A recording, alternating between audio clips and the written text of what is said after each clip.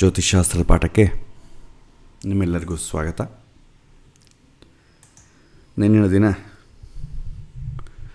ಜ್ಯೋತಿಷ್ಯದ ಭಾಗವಾಗಿ ಅಷ್ಟಮ ಸ್ಥಾನದ ಬಗ್ಗೆ ಕೆಲವಿನ ವಿಚಾರಗಳನ್ನು ನೋಡಿದ್ದೇವೆ.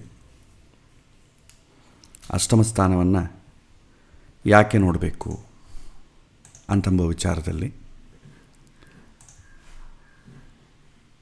ಮತ್ತೊಮ್ಮೆ ಒಂದು ಸಲ ನಡೆದಂಥ ಪಾಠ ಸಮರೈಸ್ ಮಾಡಿ ನೋಡಿದ್ರೆ, ಅಷ್ಟಮ ಸ್ಥಾನ ಜೀವನದಲ್ಲಿ ಜೀವನ ಮಾಡುವಂಥ ನಮ್ಮ ಜೀವನದಲ್ಲಿ ಪರಿವರ್ತನೆ, ಬದಲಾವಣೆ, ಆ ಬದಲಾವಣೆಯನ್ನು ಸೂಚನೆ ಮಾಡ್ತದೆ. ಆಮೇಲೆ ನಮಗೆ ಹಠಾತ್ ಬದಲಾವಣೆ ಮತ್ತು ಕರ್ಮ ಪಾಠಗಳು, ಅಷ್ಟಮ ಸ್ಥಾನ ಈ ಜೀವನದಲ್ಲಿ ಅನುಭವಿಸಬೇಕಾದಂಥ ಹಿಂದಿನ ಜೀವನದ ಕರ್ಮಗಳನ್ನು ಪ್ರತಿಬಿಂಬಿಸುತ್ತೆ. ಸೊ ಇದು ಕಷ್ಟಗಳನ್ನು ಆಕ್ಸೆಪ್ಟ್ ಮಾಡುವುದು, ಬಿಡುವುದು ಮತ್ತು ರೂಪಾಂತರದ ಪಾಠಗಳನ್ನು ಕಲಿಸುತ್ತೆ ಮನುಷ್ಯನಲ್ಲಿ. ಆಮೇಲೆ ಆಯುಷ್ಯನ್ನು ಸೂಚನೆ ಮಾಡ್ತದೆ. ನಂತರ ಸಾವು, ಮೃತ್ಯು ಯಾವ ರೂಪದಲ್ಲಿ ಬರುತ್ತೆ, ಹೇಗೆ ಬರುತ್ತೆ ಅಂತಂಬುದು ಕೂಡ ಈ ಅಷ್ಟಮ ಸ್ಥಾನದಿಂದ ತಿಳಿಬೋದು. ಮತ್ತು ಆನುವಂಶಿಕತೆ, ಇನ್ಹೆರಿಟೆನ್ಸ್, ನಮಗೆ ಹಣಕಾಸು ಯಾವ ಮೂಲಗಳು, ನಮ್ಮ ಕಷ್ಟಾರ್ಜಿತ ಅಲ್ಲದೆ ಸಡನ್ನ ಇನ್ಕಮ್ ಏನು ಬರುತ್ತೆ, ಅದು ಇನ್ಹೆರಿಟೆನ್ಸ್ ಆಗ್ಬೋದು, ಜೂದದ ಮೂಲಕ ಹಣ ಆಗ್ಬೋದು. ಈ ಥರ ಸಡನ್ ಇನ್ಕಮ್ ಎಲ್ಲ ಕೂಡ ಅಷ್ಟಮ ಸ್ಥಾನ ಸೂಚನೆ ಮಾಡ್ತದೆ. ನಂತರ ಮನುಷ್ಯನಿಗೆ ಕೆಲವಿನ ಅತೀಂದ್ರಿಯವಾದಂಥ ಶಕ್ತಿಗಳ ಬಗ್ಗೆ ಅಷ್ಟಮ ಸ್ಥಾನ ತಿಳಿಸುತ್ತೆ. ನಿಗೂಢವಾದಂಥ ಜ್ಞಾನ, ಸಾಮರ್ಥ್ಯಗಳು, ಇದೆಲ್ಲ ಕೂಡ ಅಷ್ಟಮ ಸ್ಥಾನ ಸೂಚನೆ ಮಾಡ್ತದೆ. ಮತ್ತು ಸೀಕ್ರೆಟ್ಸ್, ರಹಸ್ಯಗಳು, ಒಬ್ಬರ ಹತ್ತಿರದಿಂದ ರಹಸ್ಯಗಳನ್ನು ತೆಗೆಯೋದಾಗಲಿ, ಅದೇ ಕೆಲವಿನ ಪಾಪ ಸಂಬಂಧ ಬಂದಾಗ ರಹಸ್ಯಗಳು ಉಳಿಯೋದಿಲ್ಲ. ನಾವೇ ಕೆಲವೊಮ್ಮೆ ನಮ್ಮ ಮನೆಯಲ್ಲಿ ಹೇಳ್ತಾ ಇರ್ತೀವಲ್ಲ, ಅವನು ಹೇಳಿದ್ರೆ ಉಳಿಯೋದಿಲ್ಲ, ಅವನೆಲ್ಲರಿಗೂ ಹೇಳಿಬಿಡ್ತಾನೆ, ಅವನ ಬಾಯಿ ಭದ್ರ ಇಲ್ಲ, ಈ ಥರ ನಾವು ಮಾತಾಡ್ತೇವೆ. ಅಷ್ಟಮ ಸ್ಥಾನಕ್ಕೆ ಪಾಪ ಸಂಬಂಧ ಬಂದಾಗ ಅವನು ಎಷ್ಟು ಬಲವಂತವಾಗಿ ಸೀಕ್ರೆಟನ್ನು ಮುಚ್ಚಿಟ್ಟುಕೊಳ್ಬೇಕಂದ್ರೂ ಕೂಡ ಅದು ಆಗೋದಿಲ್ಲ. ಅದೇ ಶುಭಗ್ರಹಗಳ ಸಂಬಂಧ ಬಂದರೆ ಬೇರೆಯವರು ಏನಾದರೂ ಸೀಕ್ರೆಟ್ ಮುಚ್ಚಿಡ್ತಾ ಇದ್ದರೆ ಕೂಡ ಅದನ್ನು ತಿಳ್ಕೊಳ್ಳಿಕ್ಕೆ ಬೇಕಾದಂಥ ಸಾಮರ್ಥ್ಯ ಈ ಅಷ್ಟಮ ಸ್ಥಾನದಿಂದ ಬರುತ್ತೆ. ಇಷ್ಟುವರೆಗೂ ನಾವು ನಿನ್ನಿನ ದಿನ ನೋಡ್ತೀವಿ. ನಂತರ ಮುಂದಿನ ವಿಚಾರ. ಅಷ್ಟಮ ಸ್ಥಾನ ಅಂತಂಬುದು ಸಾಮಾನ್ಯವಾಗಿ ನಾವು ಹೇಳಬೇಕಾದ್ರೆ ನಮ್ಮ ಜೀವನದಲ್ಲಿ ಹಿಂದಿನ ಜನ್ಮದಲ್ಲಿ ಮಾಡಿದಂಥ ಪಾಪಗಳನ್ನು 3 ಮನೆಗಳು ಸೂಚನೆ ಮಾಡ್ತದೆ. ಇದನ್ನೇ ದುಷ್ಟಸ್ಥಾನಗಳು ಅಂತೇವೆ. ಒಂದು 6ನೇ ಮನೆ ಋಣ, ರೋಗ, ಶತ್ರು. ಮತ್ತು 8ನೇ ಮನೆ ವಿಯೋಗ, ನಷ್ಟ, ಕಷ್ಟ. 12ಶ ಸ್ಥಾನ ವ್ಯಸನಗಳು, ಒಂದು ರೀತಿಯ ವ್ಯಯ, ಖರ್ಚು. ಇದು ಹಿಂದಿನ ಜನ್ಮದಲ್ಲಿ ನಾವು ಮಾಡಿದಂಥ ಪಾಪದ ಡೆನ್ಸಿಟಿ ಹೇಗಿರುತ್ತೋ ಅದಕ್ಕೆ ತಕ್ಕಂತೆ ಇದು ನಮ್ಮ ಜೀವನದಲ್ಲಿ ಸೂಚನೆ ಮಾಡ್ತದೆ. ಈ ಮನೆಗಳು ಸೂಚನೆ ಮಾಡೋದಿಷ್ಟೇ, ಸುಖದ ಜೊತೆ ನಾವು ಕಷ್ಟಗಳನ್ನು ಎಷ್ಟು ಅನುಭವಿಸಬೇಕಾಗತ್ತೆ ಅಂತಂಬೋದು ಈ ಅಷ್ಟಮ ಸ್ಥಾನ ಆಗಲಿ, 6ನೇ ಮನೆ ಆಗಲಿ, 12ನೇ ಮನೆ ಆಗಲಿ ಸೂಚನೆ ಮಾಡ್ತದೆ. 3ನೇ ಮನೆ ಕೂಡ ದುಷ್ಟಸ್ಥಾನದ ಕೆಳಗೆ ಬರುತ್ತೆ. ಆದರೆ ಇವತ್ತು ನಾವು ಕಲಿಯುಗದಲ್ಲಿ ಈ ಜನ್ರೇಷನಲ್ಲಿ ಇದ್ದೀವಾದ ಕಾರಣ ಕೋಪ, ಒಂಥರ ಸಾಹಸ, ಇದೆಲ್ಲ ಕೂಡ ಹಿಂದಿನ ಜನ್ಮದ ಪಾಪದಿಂದನೇ ಬರೋದು. ಆದರೆ ಕೋಪ ಅಂತಂಬೋದು ಇವತ್ತು ಸರ್ವಸಾಮಾನ್ಯ. ಕೋಪದಿಂದ ತಲೆ ಕೆಡಿಸ್ಕೊ ಅನಾಹುತಗಳಾಗೋದು ತುಂಬ ಕಡಿಮೆ. ಅದು ಕೆಟ್ಟ ಗುಣವೇ, ಆದರೆ ಅದು ದೊಡ್ಡ ಅಪಾಯಕಾರಿ ಆಗೋದಿಲ್ಲ ಇವತ್ತಿನ ನಮ್ಮ ಜನಜೀವನದಲ್ಲಿ. ಹಾಗಾಗಿ 3ನೇ ಮನೆಯನ್ನು ನಾವು ನ್ಯೂಟ್ರಲ್ ಆಗಿ ತಗೊಳ್ತೇವೆ.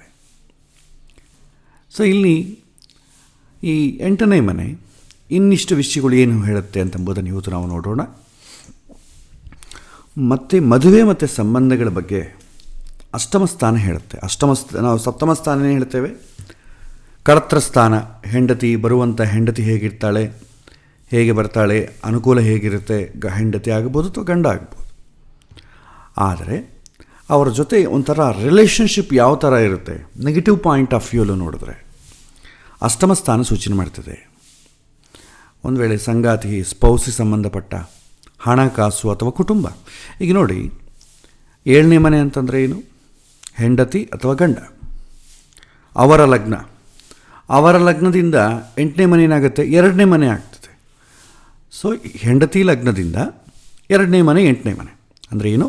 ಅವರ ಫ್ಯಾಮಿಲಿ, ಹೆಂಡತಿಯ ಫ್ಯಾಮಿಲಿ ಬಗ್ಗೆ ಕೂಡ ನಾವು ಈ 8ನೇ ಮನೆಯಿಂದ ನೋಡ್ಬೋದು. ಆಮೇಲೆ ನಮ್ಮ ಫ್ಯಾಮಿಲಿ ಅಂತಂದರೆ ಲಗ್ನದಿಂದ 2ನೇ ಮನೆ, ಹೆಂಡತಿ ಅಥವಾ ಗಂಡನ ಫ್ಯಾಮಿಲಿ ಅಂತಂದರೆ 8ನೇ ಮನೆ ನೋಡ್ತೇವೆ. 8ನೇ ಮನೆ ಸಂಗಾತಿಯ ಸಂಪತ್ತು, ಯಾಕಂದರೆ ಅವಳು ಕುಟುಂಬ ಸ್ಥಾನ, ಧನಸ್ಥಾನ. ಸೊ ಅವ್ರ ಮನೆಯಿಂದ ಬರುವಂಥದ್ದು ಅಥವಾ ಅವಳಿಗಿರುವಂಥದ್ದು, ಆ ಸಂಪತ್ತಿನ ಬಗ್ಗೆ, ಕುಟುಂಬದ ಬಗ್ಗೆ ಏನಾದರೂ ವಿಚಾರಗಳು ನೋಡಬೇಕಾದ್ರೆ 8ನೇ ಮನೆಯನ್ನು ನೋಡ್ತೇವೆ. ಒಂದು ವೇಳೆ ಶುಭಗ್ರಹಗಳು ಸಂಬಂಧ ಬಲವಾದಂಥ ಶುಕ್ರ ಅಥವಾ ಗುರು ಏನು ಮಾಡ್ತಾನೆ? ಆರ್ಥಿಕ ಪರವಾಗಿ ಬೆಂಬಲ ಮತ್ತು ಸಾಮರಸ್ಯವನ್ನು ಸೂಚನೆ ಮಾಡ್ತಾನೆ. ಒಂದು ವೇಳೆ ಆ ಶುಕ್ರ ಆಗಲಿ ಜಾತಕದಲ್ಲಿ, ಗುರು ಆಗಲಿ ಜಾತಕದಲ್ಲಿ ಬಲಿಷ್ಠವಾಗಿದ್ದ ಅಂತ ಅಂದ್ಕೊಳ್ಳಿ, ಎಲ್ಲ ಥರ ಬೆನಿಫಿಟ್ ಇರುತ್ತೆ. ಶುಕ್ರ ಬಲಿಷ್ಠವಾಗಿದ್ದರೆ ಹೆಂಡತಿಯಿಂದ ಬರುವಂಥ ಅಥವಾ ಗಂಡನಿಂದ ಬರುವಂಥ ಸೌಕರ್ಯ, ಸುಖ ಒಂದೇ ಅಲ್ಲ, ಸೌಕರ್ಯಗಳು ಬರ್ತದೆ. ಪಾಪಗ್ರಹಗಳೇನು ಮಾಡ್ತದೆ? ಆರ್ಥಿಕ ಅಸ್ಥಿರತೆ ಅಥವಾ ಸಂಗಾತಿಯ ಕುಟುಂಬದೊಂದಿಗೆ ಘರ್ಷಣೆಗಳನ್ನು ಸೂಚನೆ ಮಾಡ್ತದೆ. 8ನೇ ಮನೆಗೇನಾದರೂ ಪಾಪಗ್ರಹಗಳ ಸಂಬಂಧ ಬಂದರೆ ಸೊ ಅವರಿಗೆ ಹೆಂಡತಿ ವಿಚಾರದಲ್ಲಿ ಆರ್ಥಿಕದ ಅಸ್ಥಿರತೆ. ಈಗ 2ನೇ ಮನೆ ಅಂತಂದರೆ ನಾವೇನು ಹೇಳ್ತೇವೆ? ಸೇವಿಂಗ್ಸ್ ಅಂತ ಹೇಳಿದ್ದೇವೆ. ಯಜಮಾನನ ನಮ್ಮ ಸೇವಿಂಗ್ಸ್ ಅಂತೇವೆ. ಫ್ಯಾಮಿಲಿ ವಿಚಾರಕ್ಕೆ ಬಂದಾಗ ಯಜಮಾನನ ಸೇವಿಂಗ್ಸ್ ಅಂತೇವೆ. ಕೆಲವೊಮ್ಮೆ 2ನೇ ಮನೆ ಏನಾದರೂ ಪಾಪಗ್ರಹಗಳ ಸಂಬಂಧ ಬಂದರೆ, ಬಲಹೀನವಾದರೆ, ಅವಾಗೇನು ಹೇಳ್ತೇವೆ? ದುಡ್ಡು ನಿಲ್ಲಲ್ಲ ಅಂತ ಹೇಳ್ತಾರೆ. ನನ್ನ ಕೈಯಲ್ಲಿ ದುಡ್ಡು ಕಾಸೇ ನಿಲ್ಲಲ್ಲ. ಸೊ ದುಡ್ಡು ಕಾಸು ನಿಲ್ಲದಿದ್ದಾಗ ಏನು ಮಾಡ್ತೇವೆ? ಬೇರೆ ಯಾರನ್ನೊಬ್ಬರು ಮೈಂಟೈನ್ ಮಾಡಬೇಕು ಮನೆಯಲ್ಲಿ. ಮನೆಗೆ ಆ ಥರ ಮೈಂಟೈನ್ ಮಾಡೋರು ಯಾರಿದ್ದಾರೆ? ಒಂದು ಹೆಂಡತಿ ಅಥವಾ ಮಕ್ಕಳು. ಸೊ ಮದುವೆ ಆಗದಷ್ಟವರೆಗೂ ಮಕ್ಕಳು ಓಕೆ, ಆದರೆ ಅವ್ರಿಗೂ ಮದುವೆ ಆಯ್ತು ಅಂದ್ಕೊಳ್ಳಿ, ಅವರ ಹೆಂಡತಿ ಬರ್ತಾಳೆ, ಅವ್ರಿಗೆ ಆ ಕಡೆಯಿಂದ ಟರ್ನ್ ಆಗ್ತಾರೆ. ಹಾಗಾಗಿ ಅಷ್ಟು ರಿಲೇ ಆಗ್ಲಿಕ್ಕೆ ಬರಲ್ಲ. ಸೊ ಹೆಂಡತಿ ಅಥವಾ ಗಂಡ ಇವರಿಬ್ಬರೇ.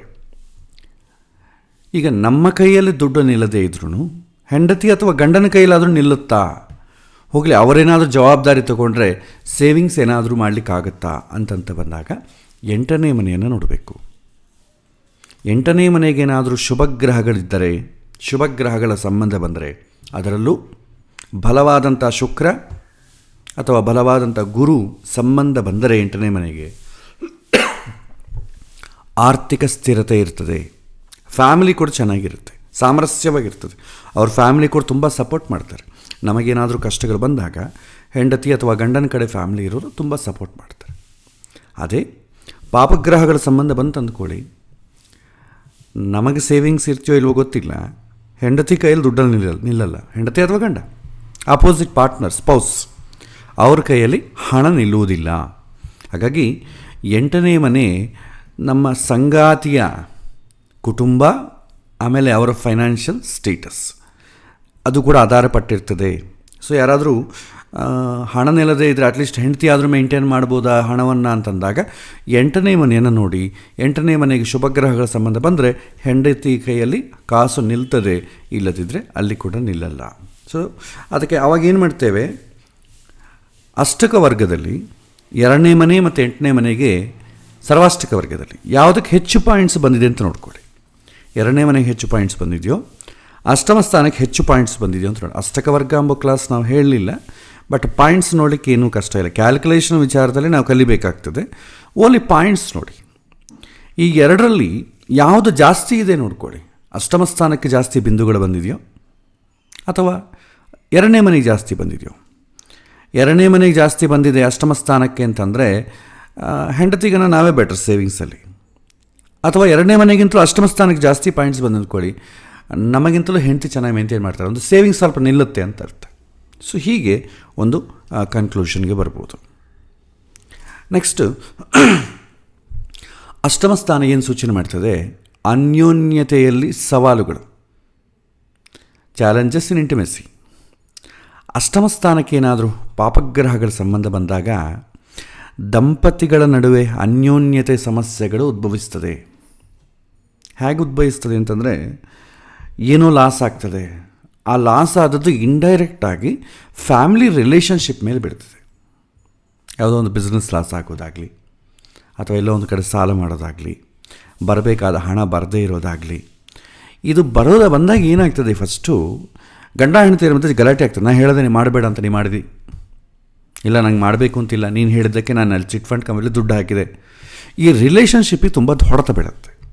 ಅಷ್ಟಮ ಸ್ಥಾನಕ್ಕೆ ಪಾಪಗ್ರಹಗಳ ಸಂಬಂಧ ಬಂದಾಗ, ಶನಿ ಒಂದು ವೇಳೆ ಏನಾದರೂ ಸಂಬಂಧ ಬಂತು ಅಂದ್ಕೊಳ್ಳಿ ಅಷ್ಟಮ ಸ್ಥಾನಕ್ಕೆ, ಒಂಥರ ಎಮೋಷ್ನಲ್ ಡಿಸ್ಟೆನ್ಸ್ ಬೆಳೆದು ಬಿಡ್ತದೆ, ಭಾವನಾತ್ಮಕವಾದ ಅಂತರ ಅದು ಬೆಳೆದೋಗ್ಬಿಡ್ತದೆ. ಒಬ್ಬರನ್ನೊಬ್ಬರು ಮಾತಾಡ್ಕೊಳ್ಳೋದೇ ಇಲ್ಲ. ಎಷ್ಟೋ ಫ್ಯಾಮ್ಲಿಯಲ್ಲಿ ನಾವು ನೋಡ್ತಾ ಇಲ್ವಾ, ಗಂಡ ಹೆಂಡತಿ ಯಾರಾದರೂ ಬಂದಾಗ, ಹಾಲಲ್ಲಿ ಬಂದಾಗ ಒಬ್ಬರನ್ನೊಬ್ಬರು ನಕ್ಕೊಂತ ಮಾತಾಡ್ಕೊತ ಇರ್ತಾರಾಗಲಿ, ರಿಯಾಲಿಟಿಲಿ ಒಬ್ಬರನ್ನೊಬ್ಬರು ಮಾತಾಡ್ಕೊಳ್ಳೋದೇ ಇಲ್ಲ, ನಮಗೆ ಗೊತ್ತಾಗೋದೇ ಇಲ್ಲ. ಫಂಕ್ಷನ್ಸಿಗೆ ಬಂದಾಗ ಏನು ಅನ್ಯೋನ್ಯತೆ, ಒಬ್ಬರ ಕೈ ಏನು ಹಿಡ್ಕೊಂಡು ಬರ್ತಾರೆ ಎಲ್ಲ ಇರ್ತದೆ. ಮನೆಗೆ ಹೋದರೆ ಅವರವರ ದಾರಿ, ಇವರ ದಾರಿ. ಯಾರ ರೂಮಿಗೆ ಅವ್ರು ಹೋಗ್ತಾರೆ, ವಾಟ್ಸಪ್ ಓಪನ್ ಮಾಡಿಕೊಂಡು ಸೆಲ್ಫೋನ್ ನೋಡ್ಕೊಂತ. ಸೆಲ್ಫೋನ್ ಅಂತಂಬೋದು ಒಂದಿರೋದ ಕಾರಣ ಥರ್ಡ್ ಪರ್ಸನ್ ಇನ್ನೊಬ್ಬರು ಬೇಕಾಗಿಲ್ಲ, ಈಗ ಸೆಕೆಂಡ್ ಪರ್ಸನ್ ಸೆಲ್ಫೋನ್ ಆಗಿಬಿಟ್ಟಿದೆ. ಹಾಗಾಗಿ ಅಷ್ಟಮ ಸ್ಥಾನಕ್ಕೆ ಶನಿ ಸಂಬಂಧ ಬಂದರೆ ಮೇಲೆ ನಾವು ಹೇಳಿದ ಪಾಯಿಂಟ್ಸ್ ಅಲ್ಲದೆ, ಎಲ್ಲಕ್ಕಿಂತ ಪಾಪಗ್ರಹ ತಾನೇ, ಬಿಸ್ನೆಸ್ಸಲ್ಲಿ ಸವಾಲುಗಳಾಗ್ತದೆ, ಭಯ ಸೃಷ್ಟಿ ಮಾಡ್ತದೆ, ಹಣ ನಿಲ್ಲೋಡೋದಿಲ್ಲ, ಇಷ್ಟೆಲ್ಲ ಆಗ್ತದೆ. ಅದರ ಜೊತೆ ಹೆಂಡತಿ ಜೊತೆ ಎಮೋಷ್ನಲ್ ಡಿಸ್ಟೆನ್ಸ್ ಬೆಳೀತದೆ. ಯಾಕೆಂದರೆ ನಷ್ಟ ಅಂತಂಬೋದು ಎಲ್ಲದರ ಮೇಲೆ ಇಂಪ್ಯಾಕ್ಟನ್ನು ತೋರಿಸುತ್ತೆ. ರಾಹು ಇದ್ದರೆ ಒಂಥರ ಅಸಾಂಪ್ರದಾಯಿಕವಾದಂಥ ಆದ್ಯತೆಗಳನ್ನು ಕಾರಣ ಆಗ್ಬೋದು, ಅನ್ಕನ್ವೆನ್ಷನಲ್ ಪ್ರೆಫರೆನ್ಸಸ್. ಒಂದೊಂದು ಸಲ ಏನಾಗುತ್ತೆ, ಅಷ್ಟಮ ಸ್ಥಾನದಲ್ಲಿ ರಾಹು ಸಂಬಂಧಗಾನ ಬಂದರೆ ಹೆಂಡತಿ ಮನೆಗಿರ್ತಾಳೆ, ಅನ್ಕನ್ವೆನ್ಷನಲ್ ರಿಲೇಷನ್ಶಿಪ್ ಅಂತೀವಿ, ಬೇರೆಯವ್ರ ಜೊತೆ ಸಂಬಂಧಗಳಿಟ್ಟುಕೊಳ್ಳೋದು. ಯಾಕೆಂದರೆ ನಷ್ಟ ಬಂತು, ಮನೆಗೆ ಹೆಂಡತಿ ಜೊತೆ ಅಷ್ಟು ರಿಲೇಷನ್ಶಿಪ್ ಇಲ್ಲ, ಹ್ಯೂಮನ್ ನೀಡ್ಸ್ ಇರ್ತಾವಲ್ಲ, ಆ ನೀಡ್ಸಿಗೋಸ್ಕರ ಅವನೇನು ಮಾಡ್ತಾನೆ, ಇನ್ನೊಬ್ಬರ ಜೊತೆ ಸಂಬಂಧಗಳನ್ನು ಇಟ್ಟುಕೊಳ್ತಾನೆ. ಸೊ ಹಾಗಾಗಿ ಇಷ್ಟು ಇಂಪ್ಯಾಕ್ಟ್ ಇರ್ತದೆ. ಬಿಸ್ನೆಸ್ ಒಂದು ಲಾಸ್ ಆಯಿತು ಅಂತಂದರೆ ಅದರ ಇಂಪ್ಯಾಕ್ಟ್ ಎಲ್ಲದರ ಮೇಲೆ ಬೀಳುತ್ತೆ. ಹಣದ ವಿಚಾರದ ಮೇಲೆ ಬೀಳುತ್ತೆ, ನೆಮ್ಮದಿ ವಿಚಾರದ ಮೇಲೆ ಬೀಳುತ್ತೆ, ಗಂಡ ಹೆಂಡತಿಯ ರಿಲೇಷನ್ಶಿಪ್ ಮೇಲೆ ಬೀಳ್ತದೆ. ಇನ್ನು ಯಾವುದ್ರ ಮೇಲೆ ಬಿಡುತ್ತೆ, ಲೈಂಗಿಕ ಜೀವನದ ಮೇಲೆ ಬಿಡುತ್ತೆ, ಸೆಕ್ಷುವಲ್ ಲೈಫ್. ಸೊ 8ನೇ ಮನೆ ಲೈಂಗಿಕ ಹೊಂದಾಣಿಕೆಯನ್ನು ನಿಯಂತ್ರಣೆ ಮಾಡ್ತದೆ, ಕಂಟ್ರೋಲ್ ಮಾಡೋದು 8ನೇ ಮನೆ. 7ನೇ ಮನೆ ಮದುವೆ ಆಯಿತು, ಹೆಂಡತಿ ಬಂದೆಲ್ಲ ಓಕೆ, ಆದರೆ ಅವರಿಬ್ಬರ ಮಧ್ಯೆ ಒಂದು ರಿಲೇಷನ್ಶಿಪ್ ಹೇಗಿರಬೇಕು ಅಂತಂಬುದು 8ನೇ ಮನೆ ಸೂಚನೆ ಮಾಡ್ತದೆ. 8ನೇ ಮನೆ ಅಂತಂದರೆ ನಮ್ಮ ಜೀವನದಲ್ಲಿ ಏನಾದರೂ ಲಾಸ್ ಅಂತ ಬಂದಾಗ ಆವಾಗ ಆಟೋಮೆಟಿಕ್ಕಾಗಿ ಅದರ ವಿಚಾರ ಎಲ್ಲದರ ಮೇಲೆ ಇಂಪ್ಯಾಕ್ಟ್ ಆಗ್ತದೆ. ಸೊ ಅಷ್ಟಮ ಸ್ಥಾನಕ್ಕೆ ಏನಾದರೂ ಶುಭಗ್ರಹಗಳ ಸಂಬಂಧ ಬಂದರೆ, ಪಾಪಗ್ರಹಗಳ ಸಂಬಂಧ ಬರಬಾರ್ದು. ಈ ಥರ ಇದ್ದರೆ ದಾಂಪತ್ಯ ಜೀವನ ತುಂಬ ಸಂತೋಷವಾಗಿ ನಡೀತದೆ. ಅದೇ ಪಾಪಗ್ರಹಗಳ ಸಂಬಂಧ ಬಂದರೆ ದಾಂಪತ್ಯ ಜೀವನದಲ್ಲಿ ದುರುದ್ದೇಶಪೂರಿತವಾದಂಥ ಪ್ರಭಾವಗಳು, ಅತೃಪ್ತಿ ಅಥವಾ ಅನ್ಕನ್ವೆನ್ಷನಲ್ ಡಿಸೈರ್ಸ್ ಸೂಚನೆ ಮಾಡಬಹುದು. ಅವನಿಗೆ ಟ್ರೆಡಿಷ್ನಲ್ ಆಗಿ ನಮ್ಮ ಆಚಾರ, ನಮ್ಮ ಪದ್ಧತಿ, ನಮ್ಮ ಹೇಗಿದೆ ಅದಕ್ಕೆ ವಿರುದ್ಧವಾಗಿ ನಡ್ಕೊಳ್ತಾನೆ. ಹೊಸ ಹೊಸ ಆಶೆಗಳೆಲ್ಲ ಅವನಿಗೆ ಹುಟ್ಟುತ್ತೆ. ಸೊ ಇದು ಇವತ್ತು ನಾವು ನೋಡ್ತಾನೇ ಇದ್ದೇವೆ. ಎಷ್ಟೋ ಸಲ ನಾವು ಅದನ್ನು ಉಚ್ಚಾರ ಮಾಡಲಿಕ್ಕೂ ಕೂಡ ಕಷ್ಟ ಆಗ್ತದೆ ಪಬ್ಲಿಕ್ ಚಾನಲ್ ಮುಖಾಂತರವಾಗಿ. ಎಲ್ಲರಿಗೂ ಗೊತ್ತಿದೆ, ಏನು ಅದನ್ನು ಹೇಳೋದೇನು ಬೇಕಾಗಿಲ್ಲ.